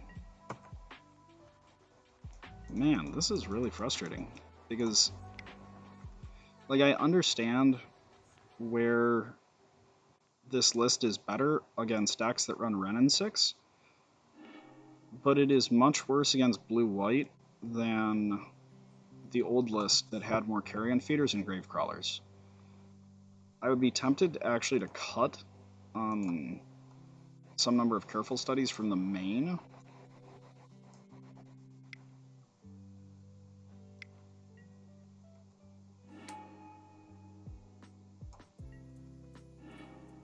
I think that was objectively incorrect, but alright. It might not be. I might just be being cynical about it.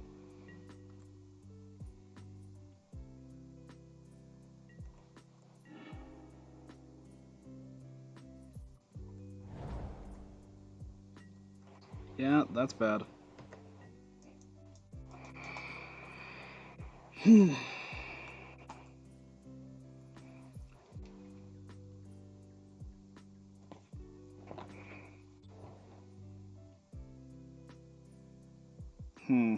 Let's see, do I want to do another league? Oh, nope.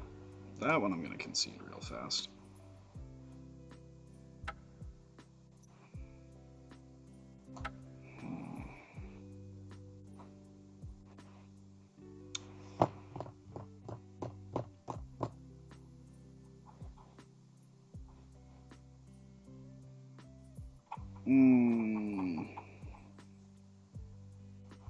We'll do one more league.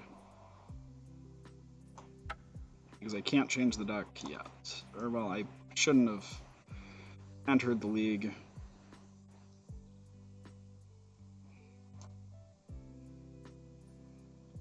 As I did. Because I have the extra stuff I need to make changes to the deck in mana traders. Against miracles, I think I actually should have not even bothered with the trophies and just gone.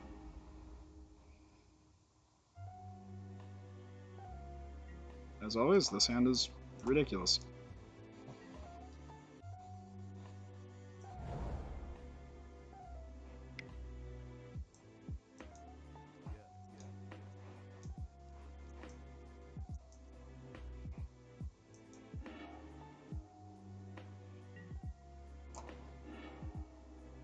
This hand is less ridiculous.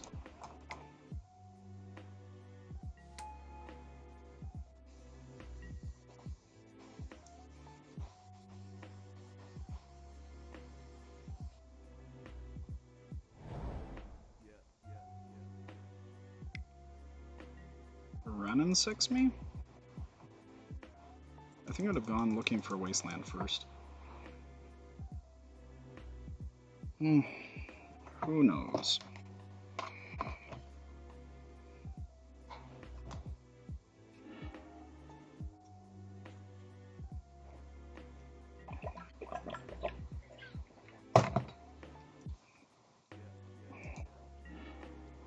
Okay, so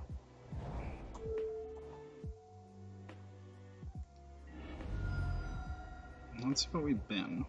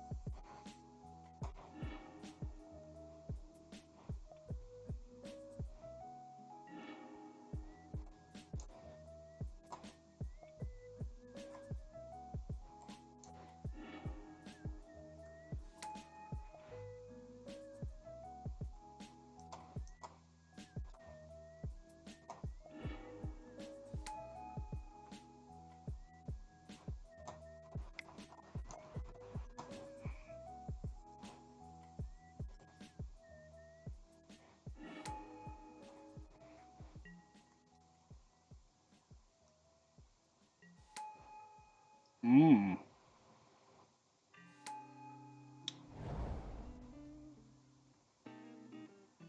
Well, I was not expecting them to get a Bayou, if we're going to be honest.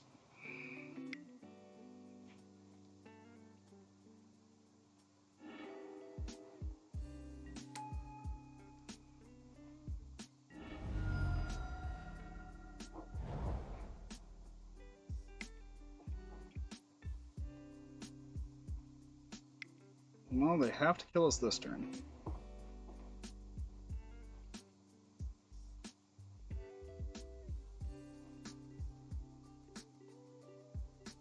Infernal Tutor, hold priority, double crack for red and black.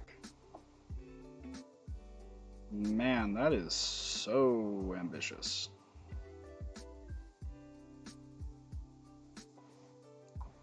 But on the other hand, they just lose if they don't just win. At a board, we get surgical, therapy, duress, and I don't know if we need all these ley lines, but it might be okay.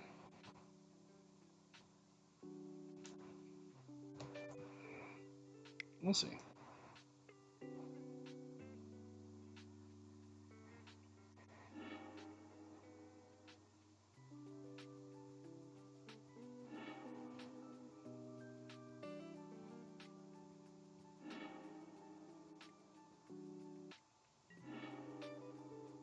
Oh wait, duh, Adnos. I keep forgetting that that is a card these decks run, because it has been so long since Ad Nauseam was a win condition I was used to seeing. What do they have?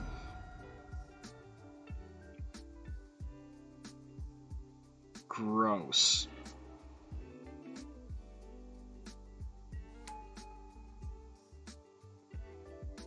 That's really unfortunate. Like,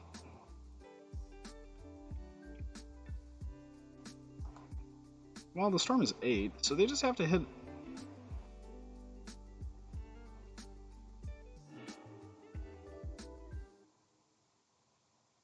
Yeah, they just infernal. No.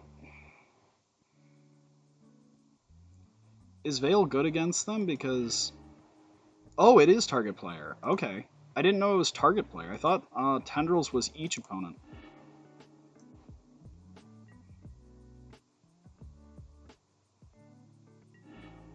Yeah, it's a minor miracle that I have ever beaten Storm in any format, not knowing that Tendrils is not each opponent.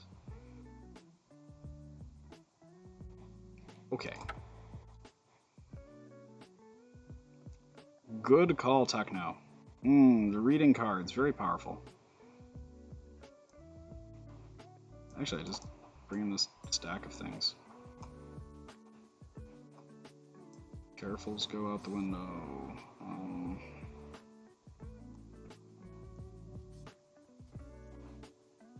I think we can cut at least one vine.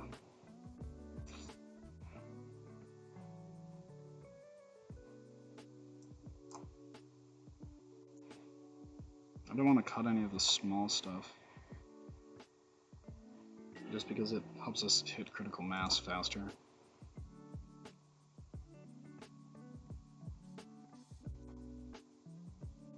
This is a very, very grindy hand.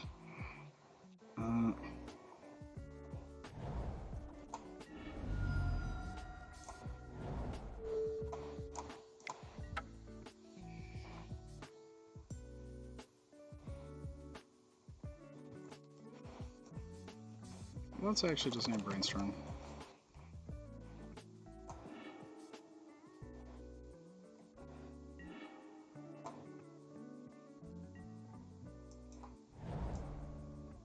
Well, we're sitting pretty on this. Ooh, nice.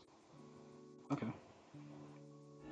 Oh, I didn't actually see that there the first time. That's unfortunate.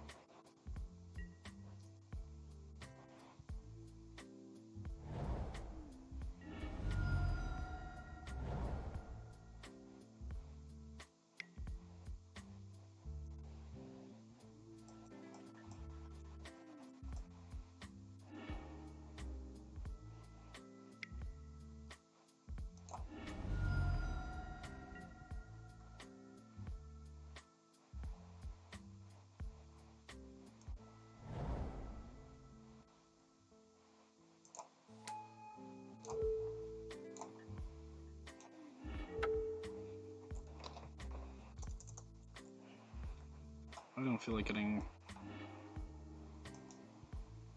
sort of spontaneous dead.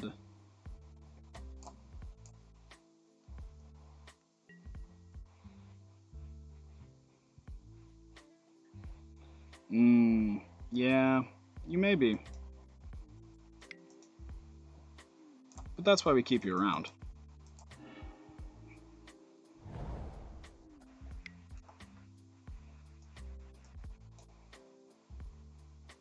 If we can get... Well, there are a lot of cards here that would be pretty good. I hate cutting Careful Study because...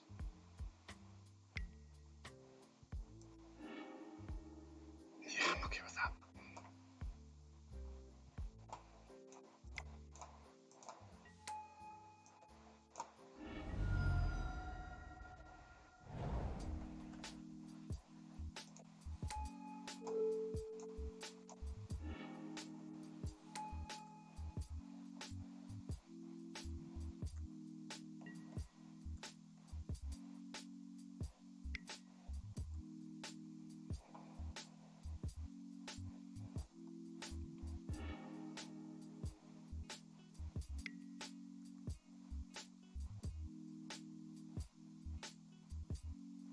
We can get this Vengevine out. I'm very much inclined to just mill them if they keep this Ponder.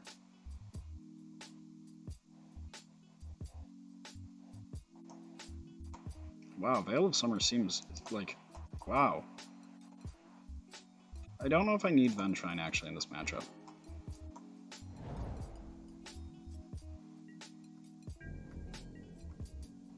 Like...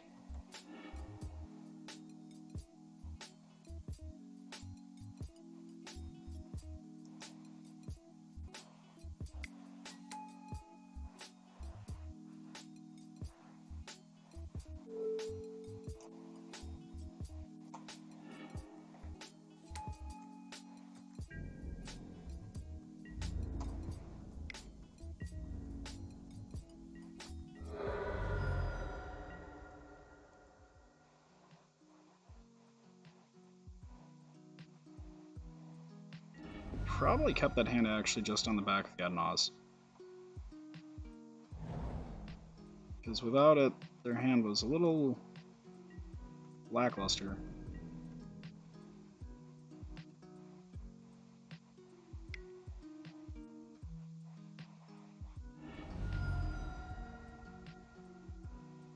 That feels wildly incorrect.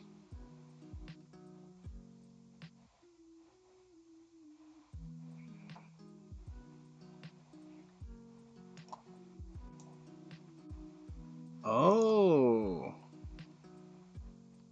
He would need green.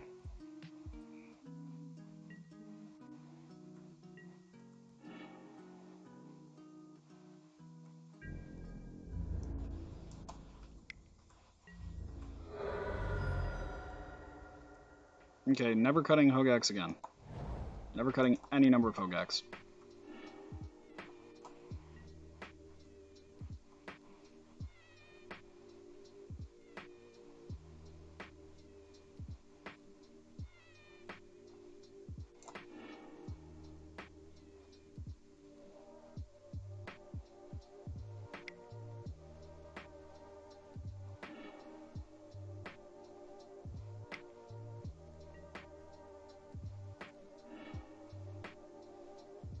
That is 3.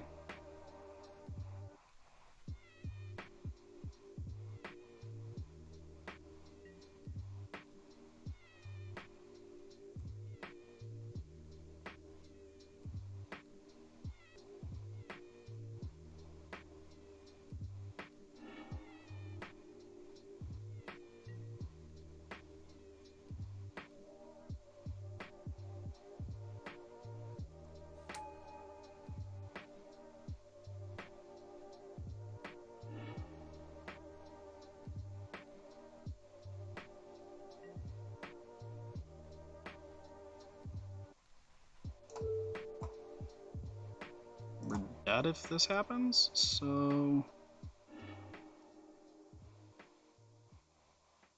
Here we're more or less just looking to ruin their day?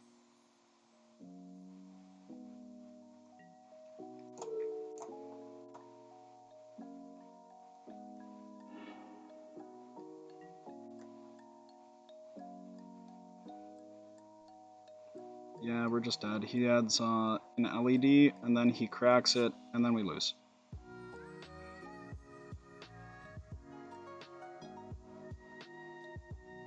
I think I probably was supposed to cut an altar.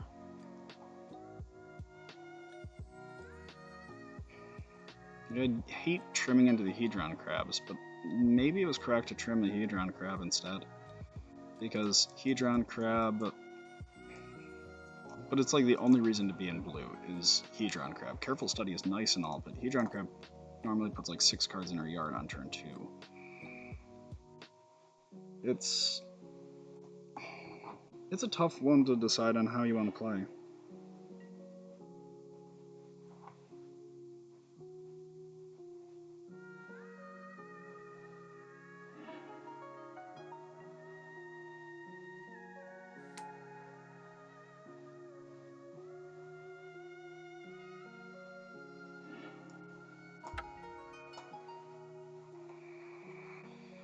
Yeah, that one, the first game, we more or less just...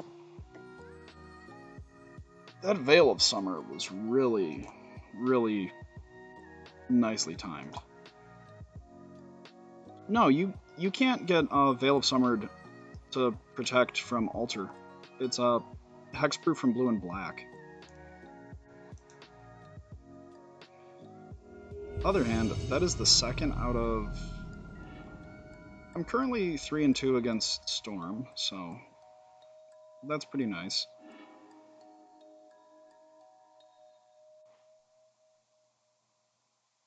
The fastest mulligan.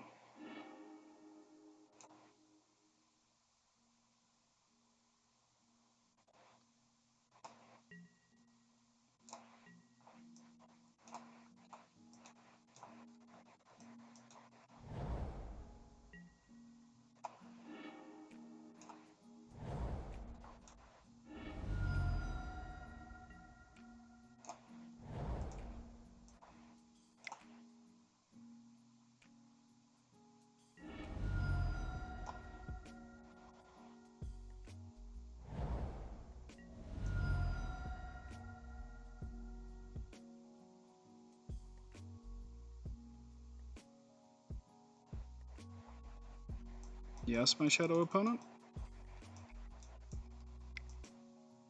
Brainstorm. Digging for...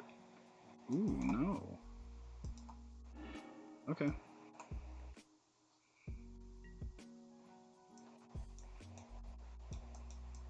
We might just lose to a wasteland here. My initial assumption was that he was on Reanimator. Because Marsh Flats. But I didn't think about the fact that Shadow is actually on some number of basics.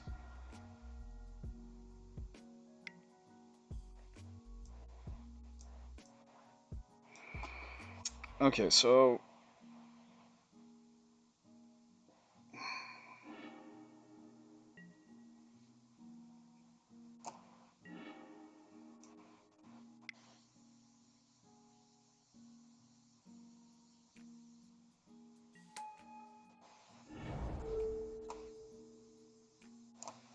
Give me some blood ghasts.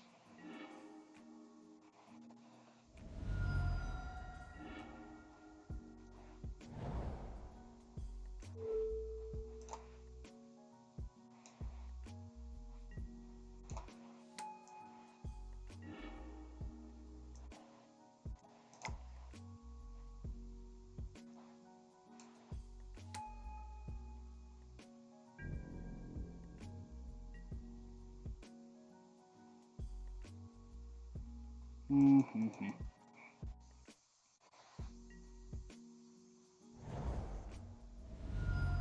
Oh, I could have Cabal Therapied myself, taken the Vengevance from my hand and gotten both back that turn, swung for 8. Okay. Big punt. Or gotten the Hogaaks in play.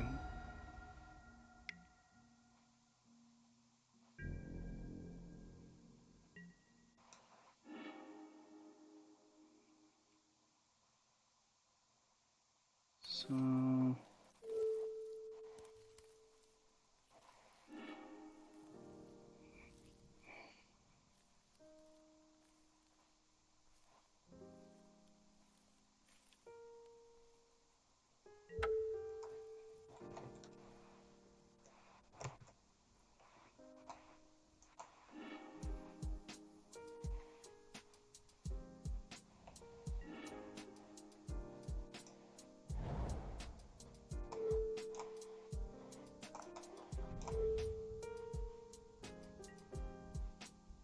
Yep.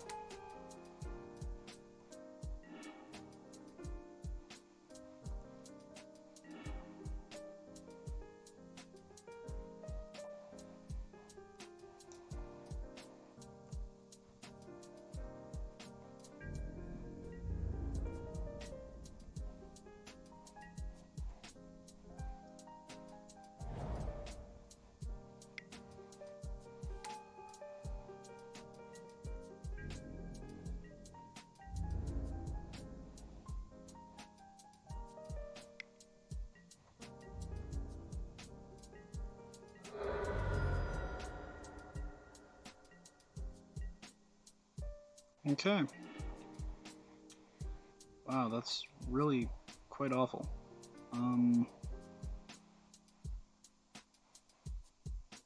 Man. Okay. That was all my punt. Can we survive? Toss those in front of the shadows?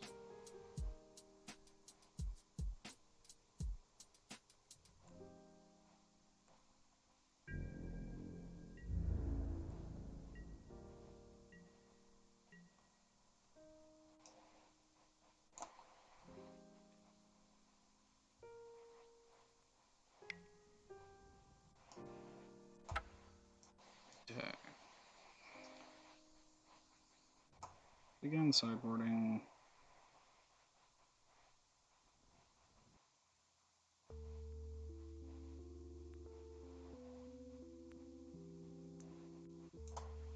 I think that's it. It's just this. Because I don't think they have, okay, let's see. We'll actually just go with that.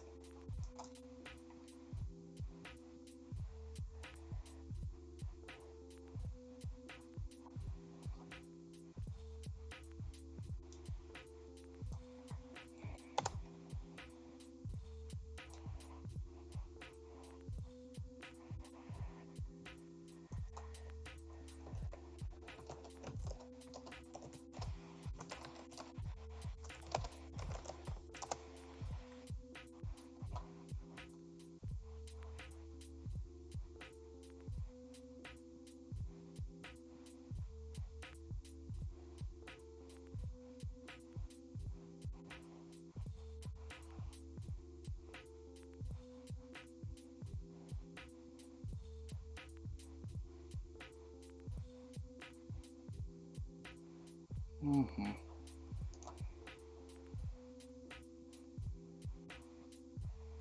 Yeah, there is definitely some differences in play between this and I would consider running a Dryad Arbor in here, just because you're more dependent on casting Hogaak to win. Like, you're less dependent on playing this card.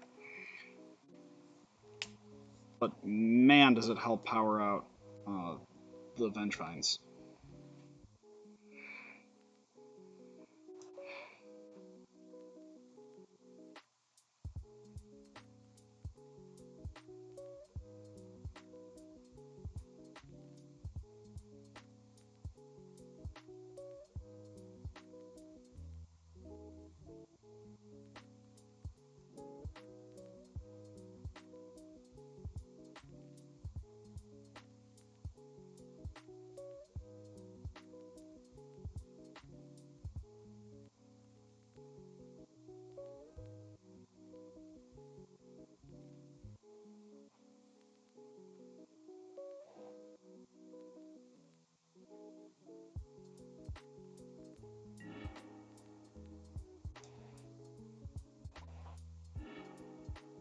No, I don't want just... Man, this is really awkward.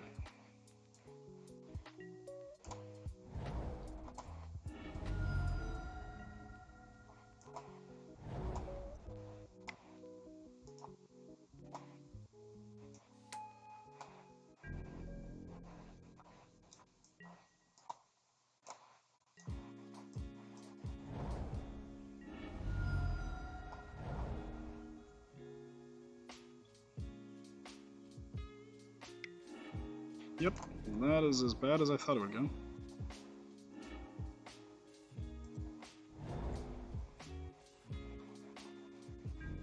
I didn't want to keep the first hand because it was just like, we got wastelanded, we lose.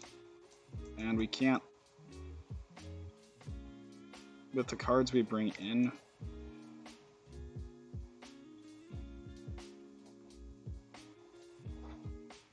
we couldn't afford to.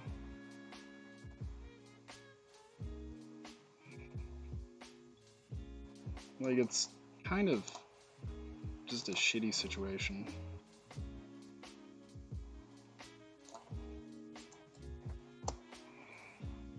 Like, obviously, I definitely punted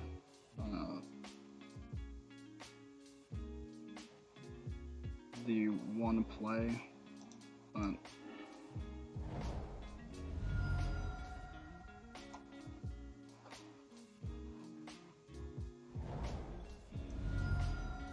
do they run basics in this deck? No, they generally do not.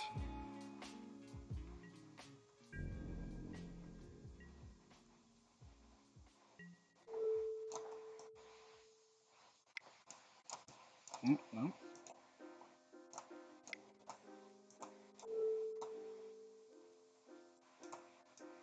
Well, blowing up their lands would be very cute.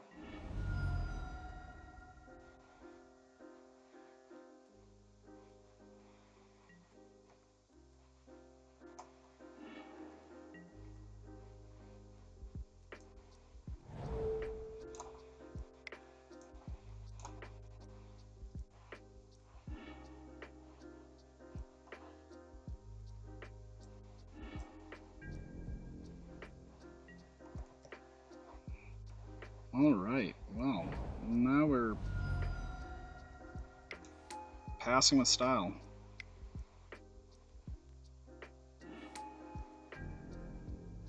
Okay, well.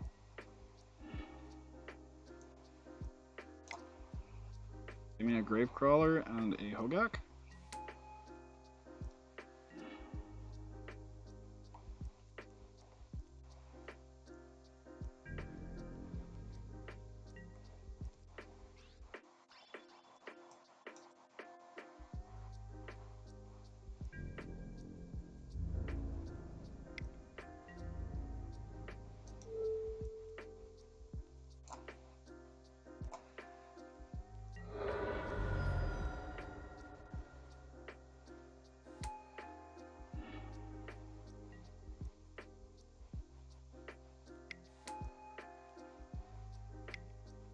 Yikes.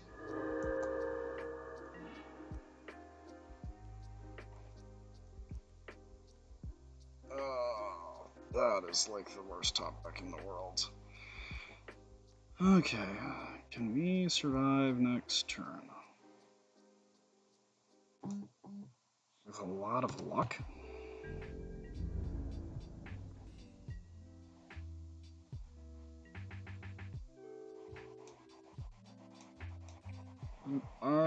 We have not been... The mills have not been breaking on our side.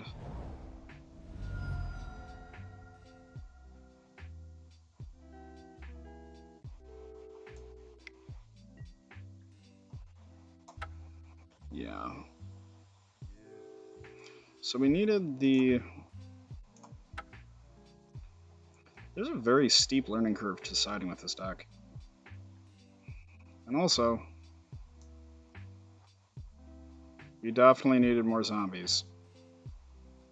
Like, we needed more carrion feeders very badly. We need more carrion feeders and more grave crawlers because deck is good. Deck is not good enough to operate without our recursive cards.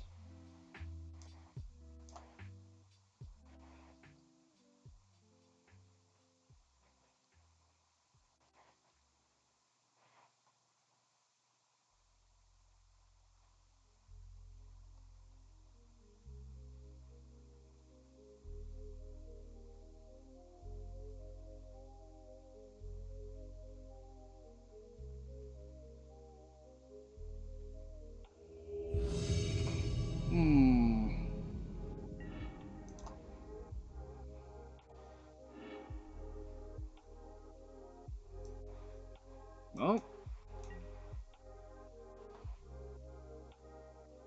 also going second is really a problem with this list. Those are the two things I have come to understand.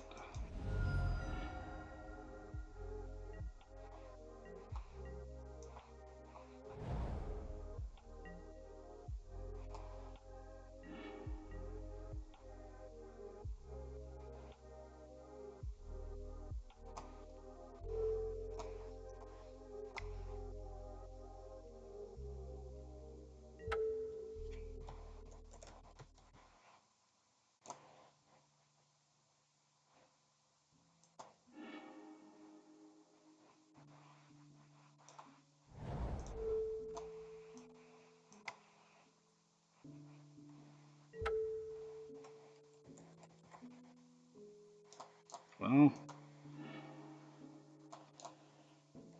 when you can take a whole ton of cards from your opponent's hand, you generally should.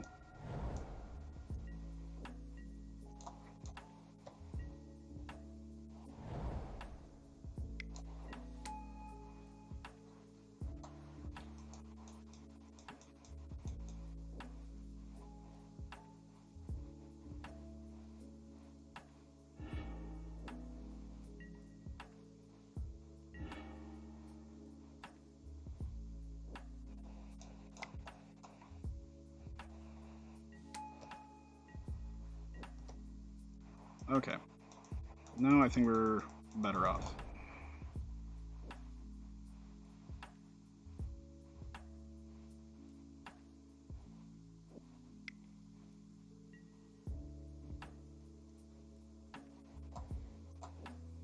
They still likely have the GT.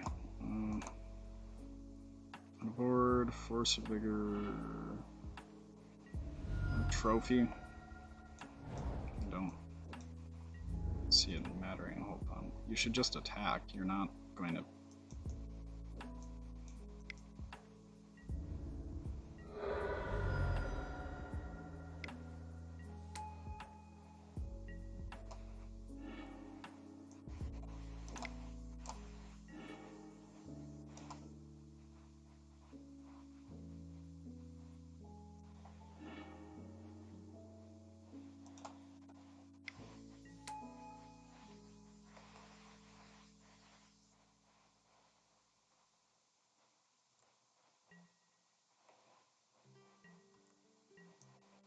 well, here is where we die.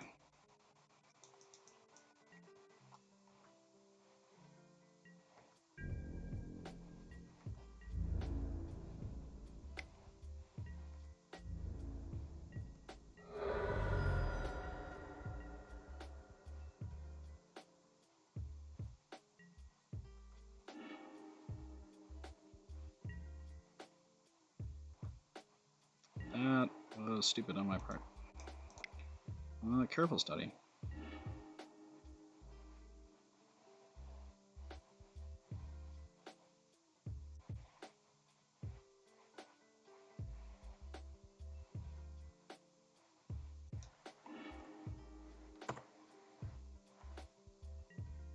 Just need this carrion feeder there, so that we can play our Hogaak.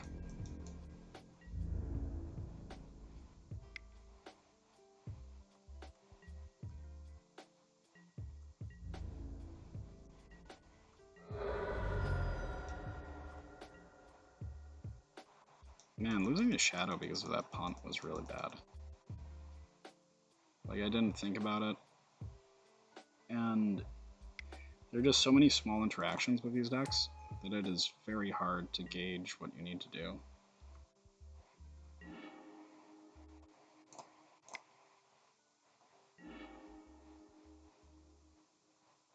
Wow, that is awful. Okay.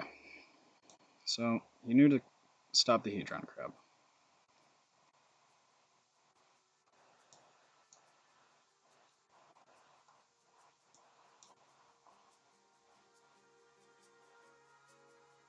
The one issue with this list is that it feels like if they stop Hedron Crab, you're kind of just shit out of luck.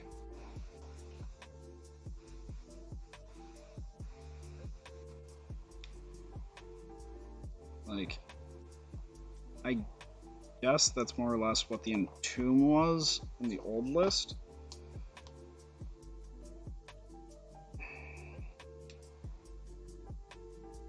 I'm not sure what to make of the bug list overall.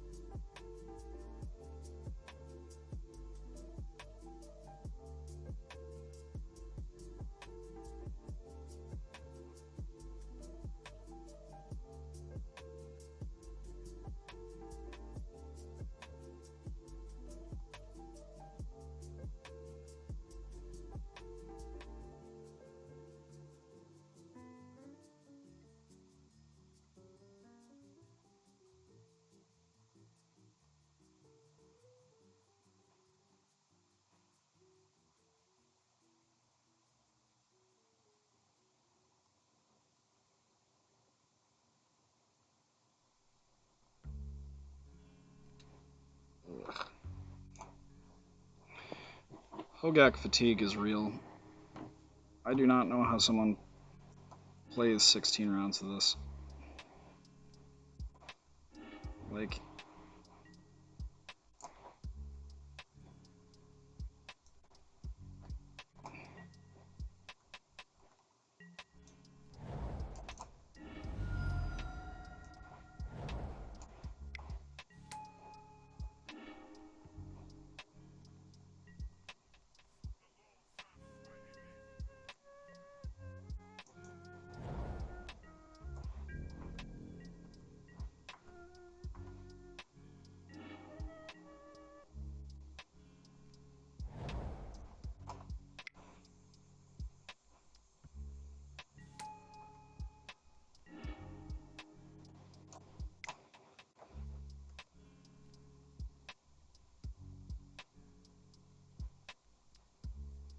do you have the surgical? Okay.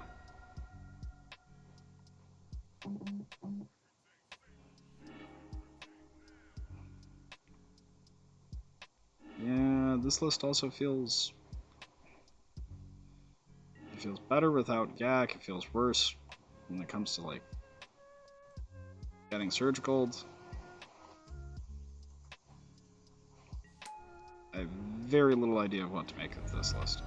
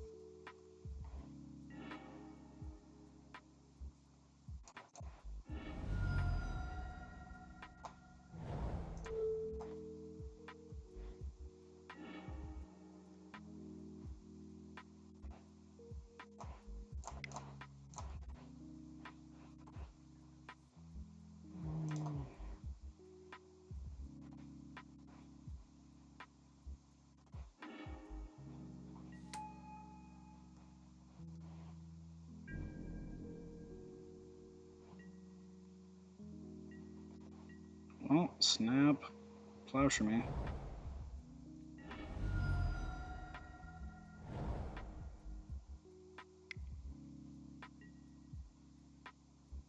Oh, that's cool. I can live with that.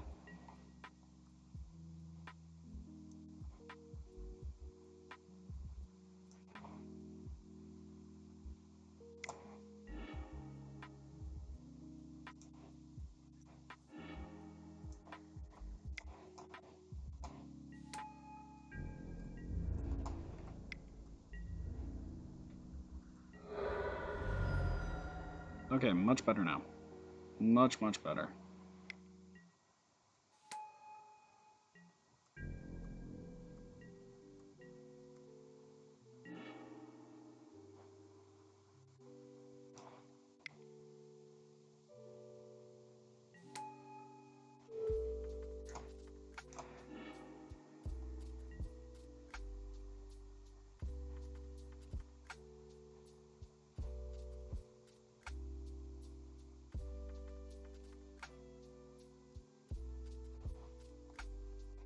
Okay, so play the Grave Crawler first.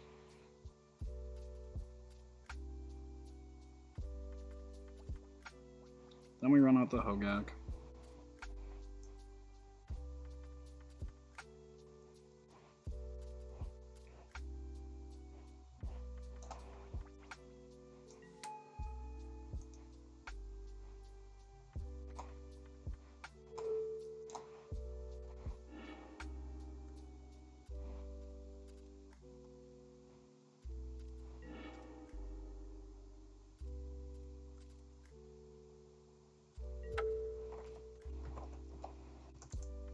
Swords to Plowshares.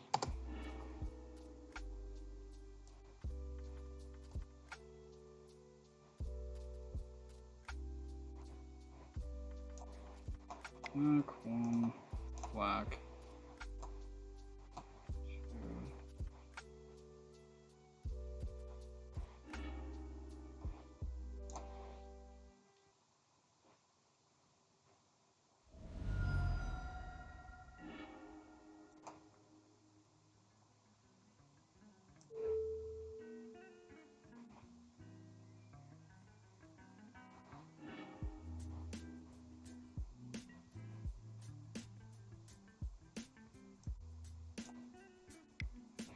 And it didn't matter.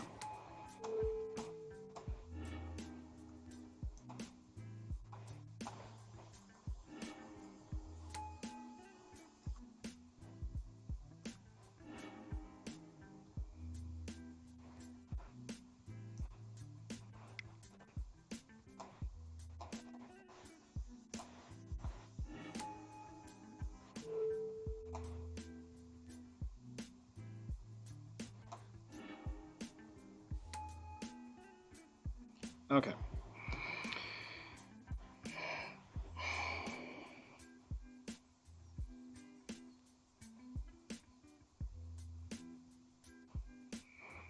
Man, Careful Study is a weird card. It's not...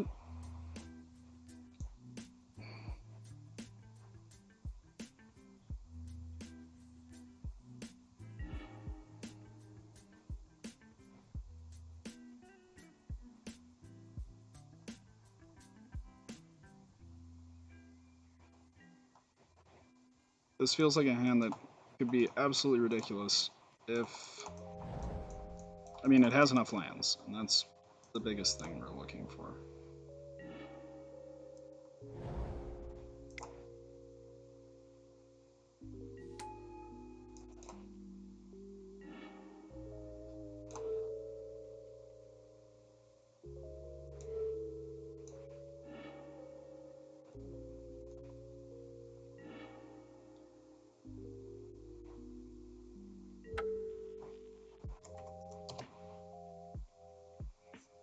Alright, if they didn't surgical in response... Oh...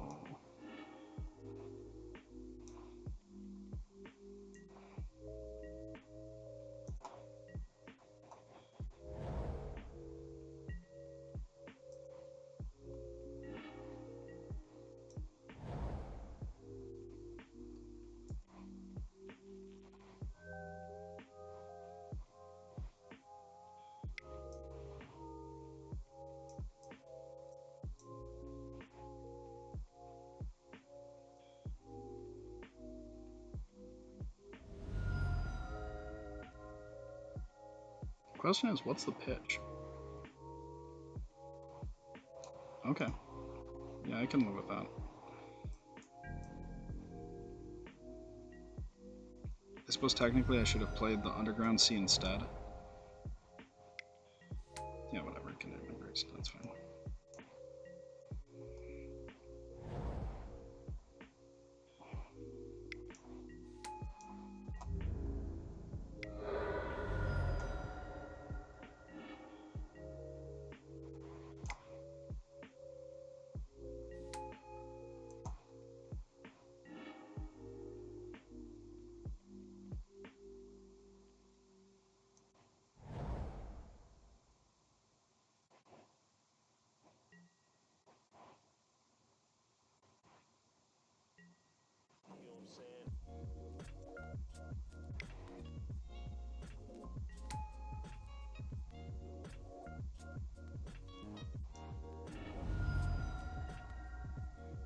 It was incorrect fetching on my part.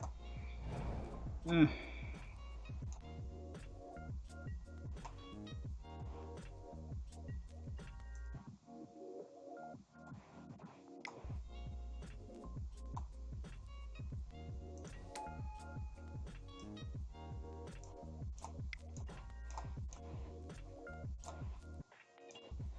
I don't want...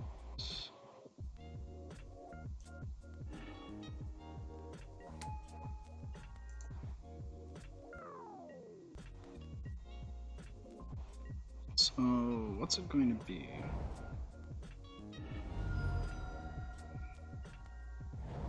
What they play here is going to be really weird.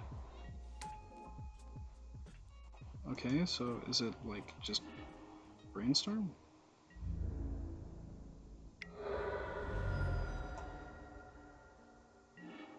Very expensive bounce spell. No. Nope. We got another bio. Nope. Nope.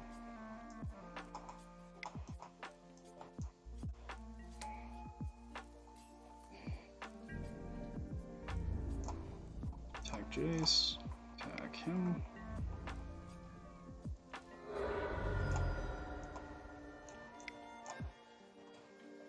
One, two, three, four.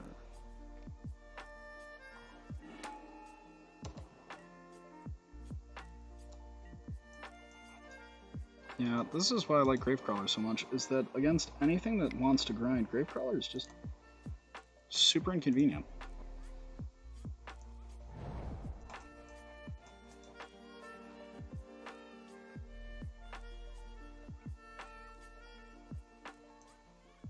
And then next turn we run out another Vine.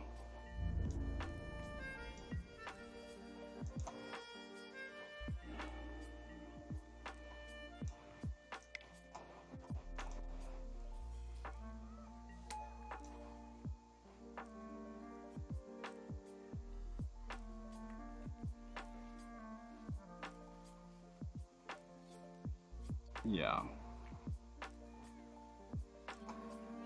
Didn't see us losing that one. This is an interesting card.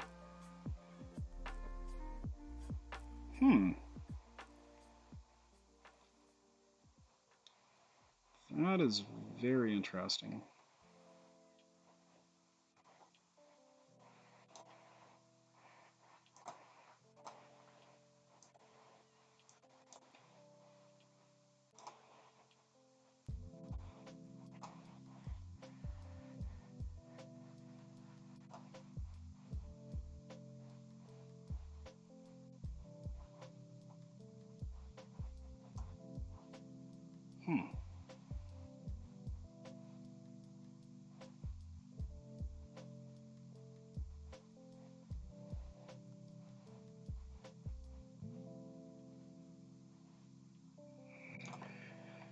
So there's a fairy that is a wish.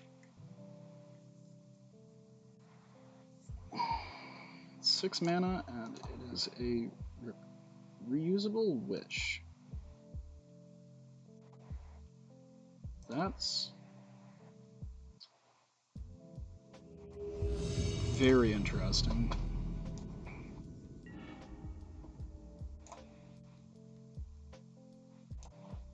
Well, this is a pretty nutty hand, so I don't think there's... I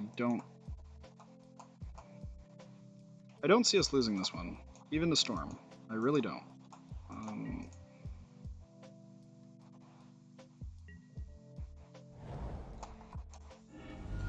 Here, because we have a turn 2 kill potentially, I'm actually going to play the Stitcher Supply first.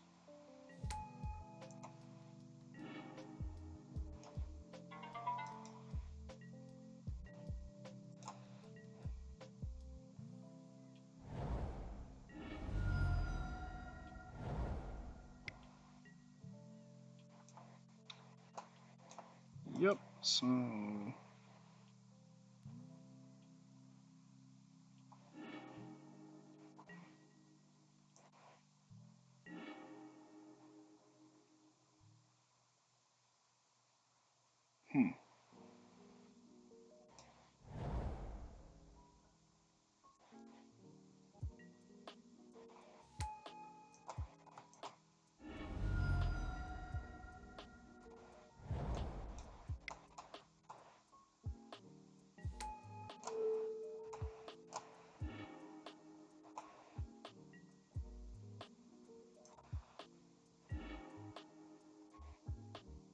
Nope.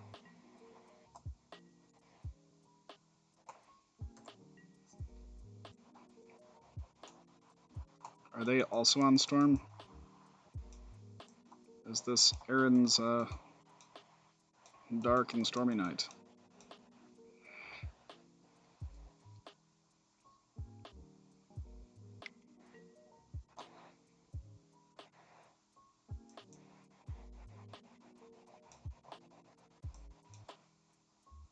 That was a really awful mill as well. I think the two of the careful studies do need to become, like, zombie themed. Alright. Show me the Infernal Tutor.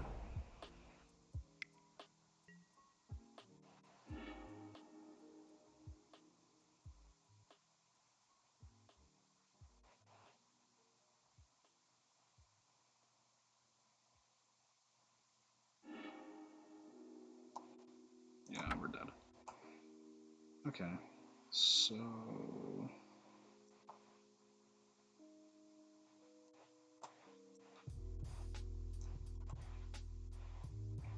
those probably should trim too careful.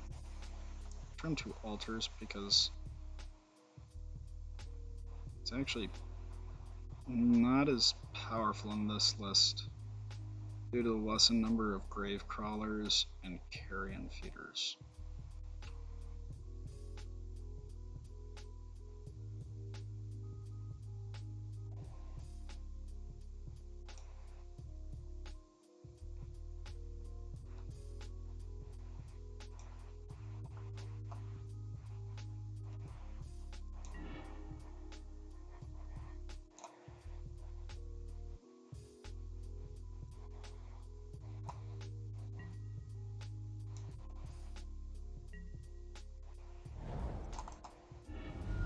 grab an underground.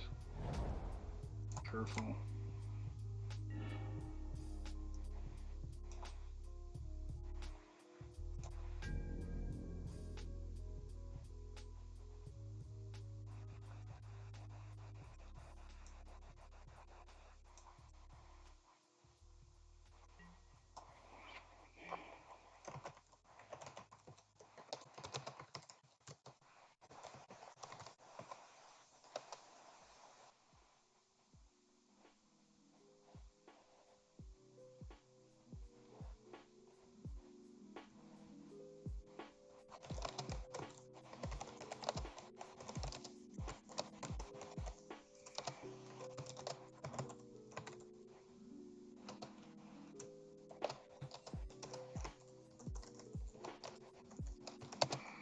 This is a weird question.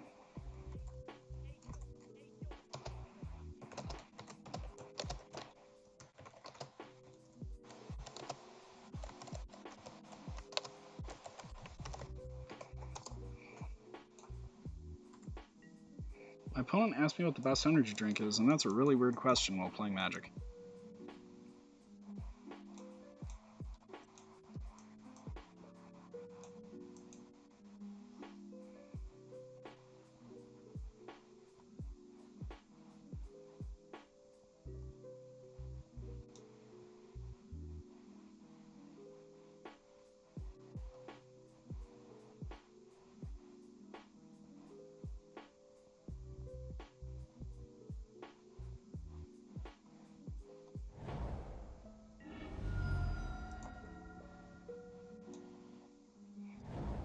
Huh. It wasn't even some sort of weird trap.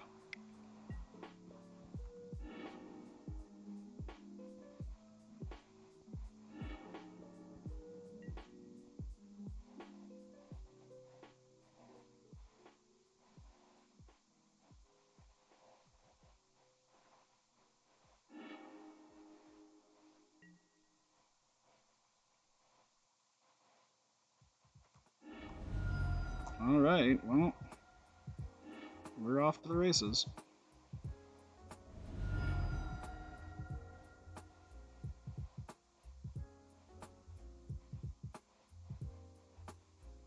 Man, that's an awkward. Like...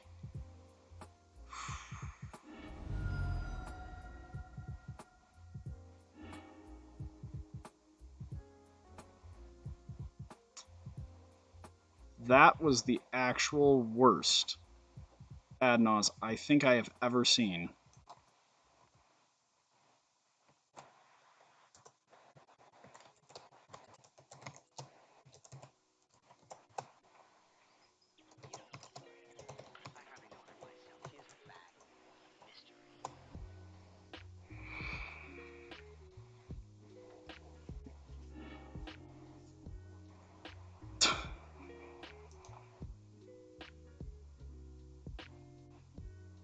You know what? We're gonna try ley lines. We're just gonna see how it goes.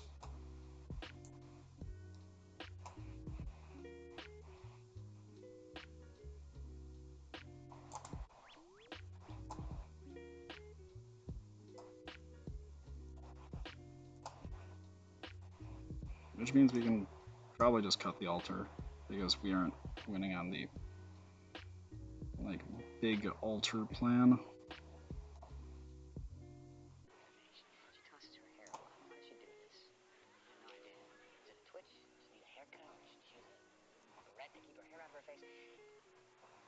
These are things I'm willing to get to the bottom of.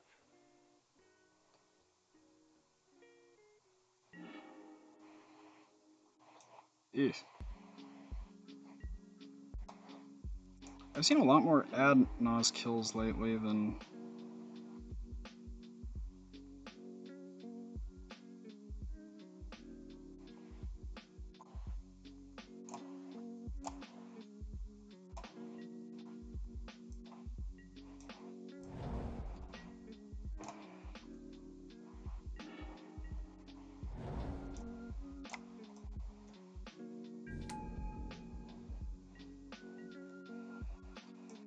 Like, I've seen a ton of ad nos kills lately. And it's kind of, like, disconcerting because for a long time, Ant wasn't actually an ad nauseum deck as much as a just...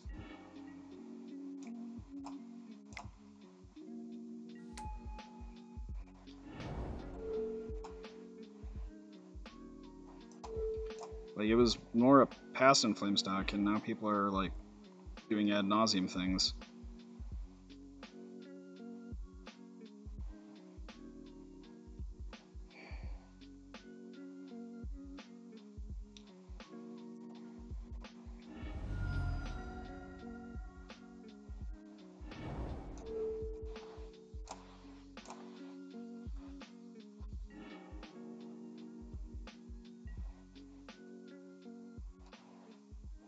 Okay, well...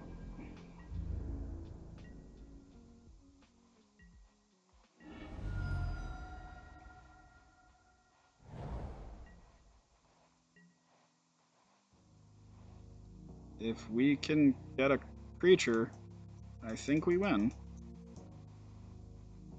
But we need to see a creature first, so... There's that. There's definitely that.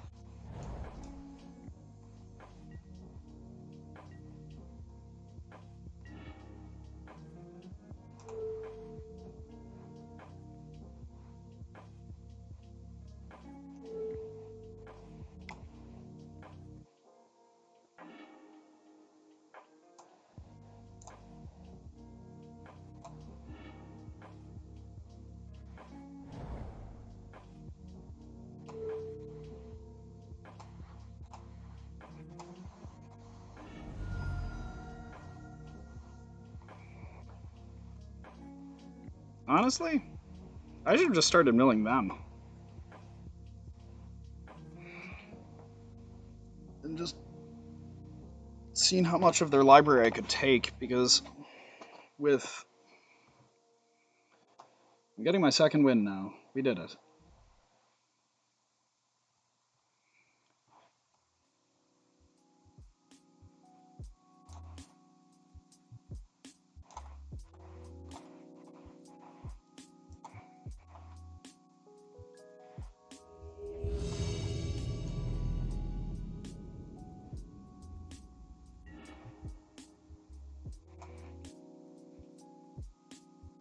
Fastballs.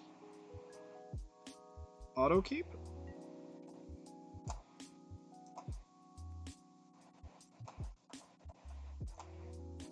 We have turn to mill ourselves for...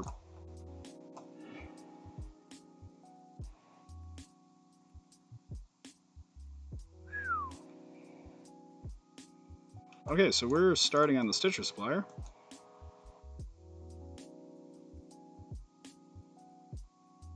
Because I've played that deck he's on. It's scary.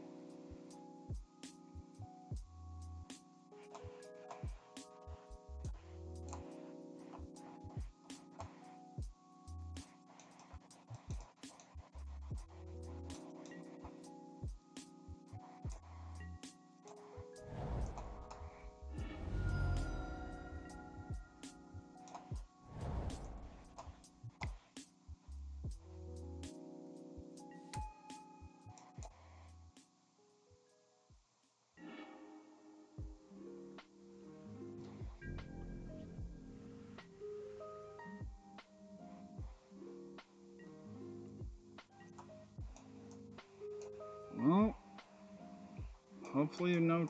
Well, even if he does have a turn 1 Chalice, that's okay. Never mind. I think we just win.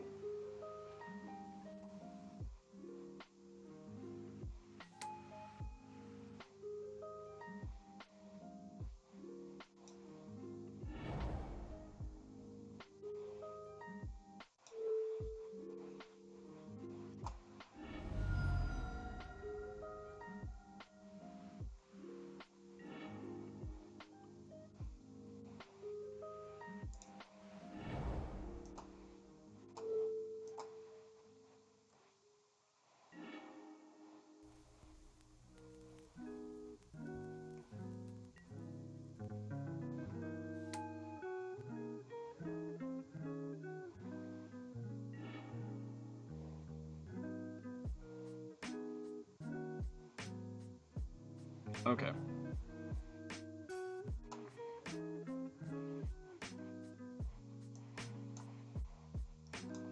So we need force figures, we need trophies. Bridge is not going to be the best here. Neither is Altar, because they have Karns in main. They have lots of Karns in main. I guess we leave in one Altar. But other than that, I think we just want to be as disruptive a list as possible. Because, well,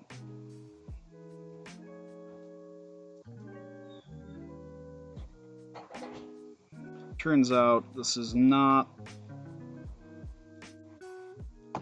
the best matchup in the world.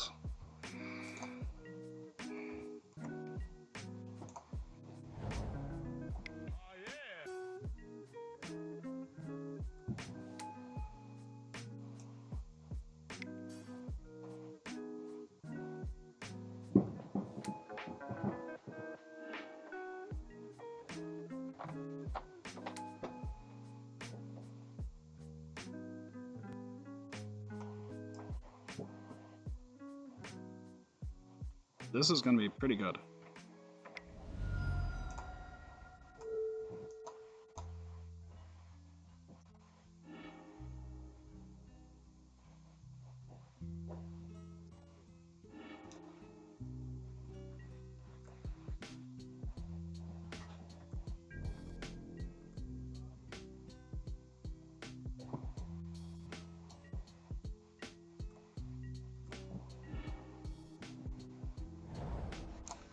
Let's get a bio.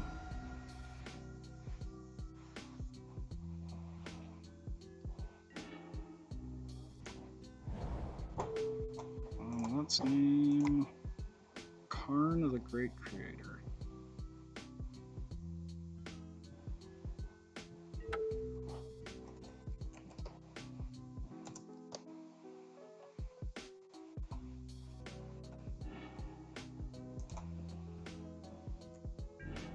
Okay, wasn't expecting him to have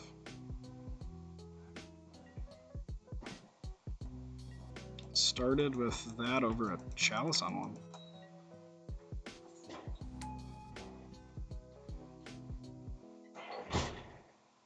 Okay.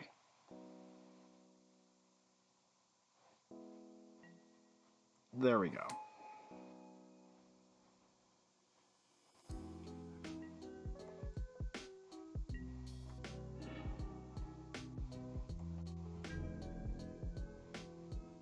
Like, I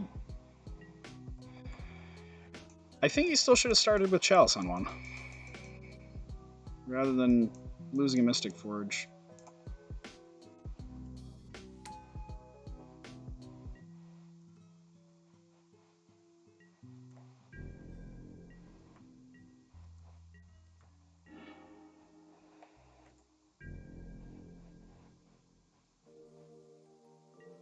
That's pretty good. Like, that's kind of ridiculous.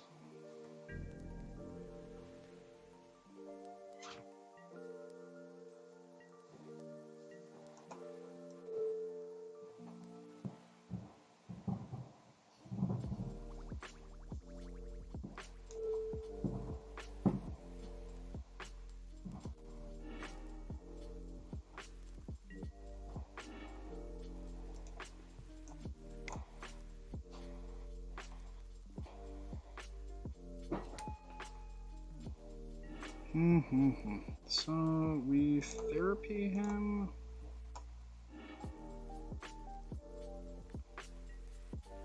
We end up getting the serum powder out of his hand.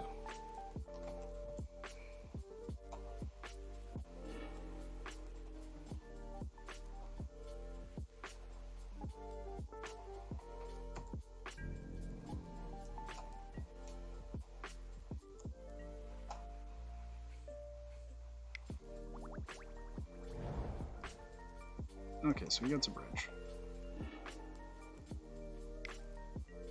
If we can get a land, we just blow up as one land.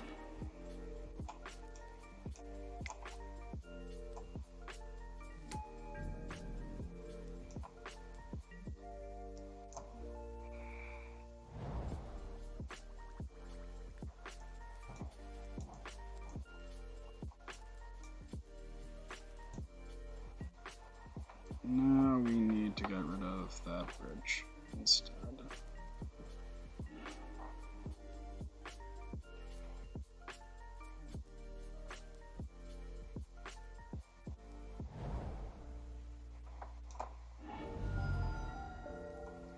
Let's get the underground.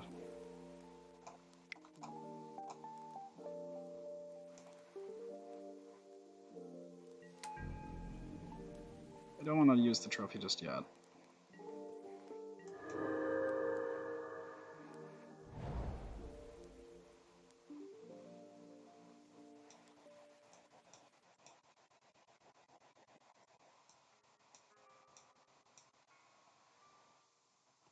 Don't ignore what's happening here. We're having some kind of powerful, weird alchemy, and you have to pay attention to that. Stuff is not to be treated lightly. Listen, I actually just came out here to have a cigarette, okay, and relax and do my thing. Yeah. So, maybe another time. There may not be another time. Okay, I may never get this chance again. I mean, we may never, you know, be able to return. Mystic Forge?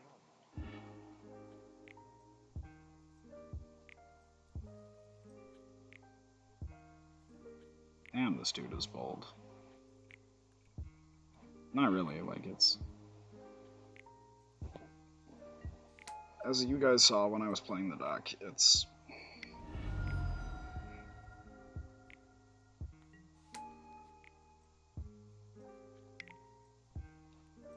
nice.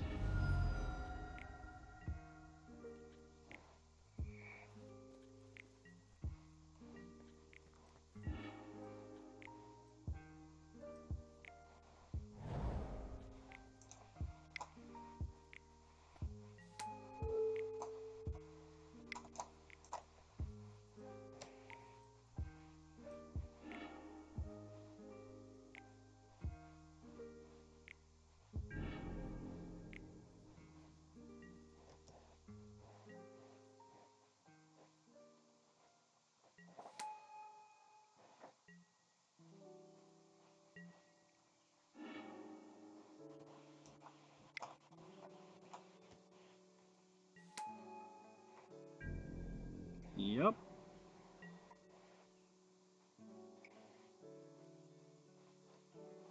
Bridge is pretty good.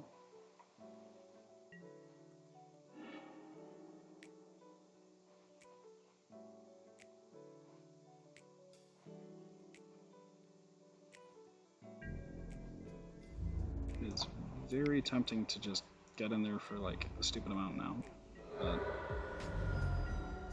nothing to do with that.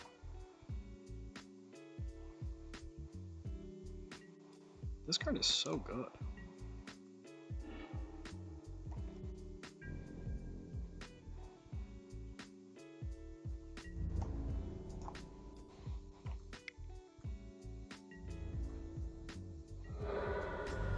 We'll duress them now, because we might be able to...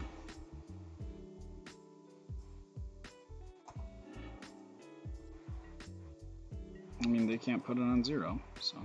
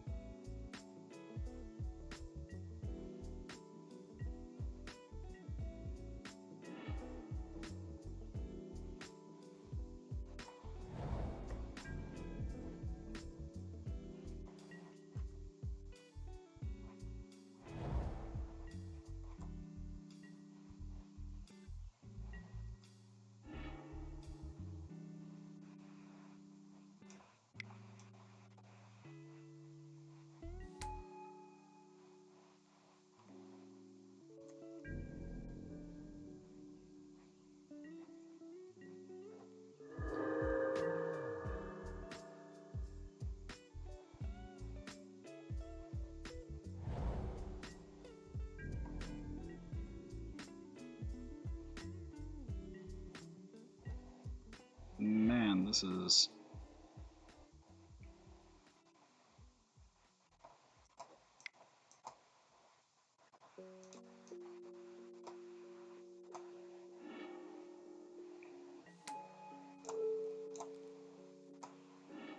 a weird one.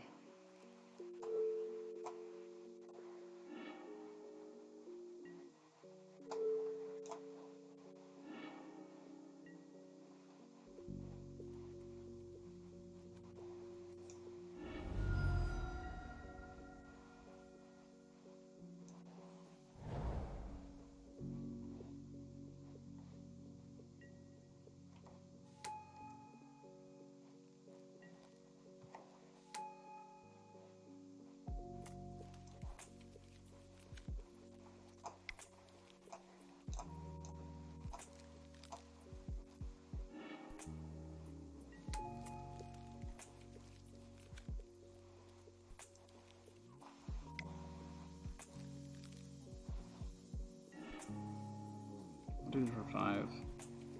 We mill him for another 12, then another 10.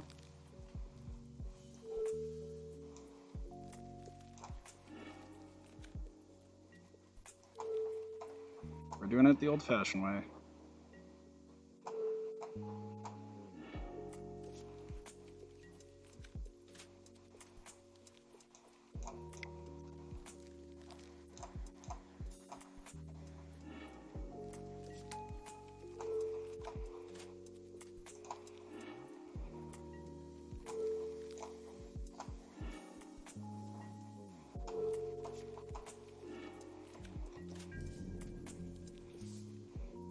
Well, that's a different way of closing a game.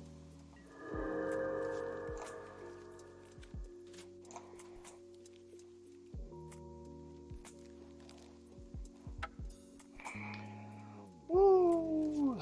Okay, well, that really weird, awkward win. We went 6-4 with Hogaak, and the deck feels nice. It's good. It is more susceptible to some, like, we don't have enough of the zombies for us to win type situations. So I think I'm probably going to cut 2 careful studies to put in another carrion feeder, another gravecrawler.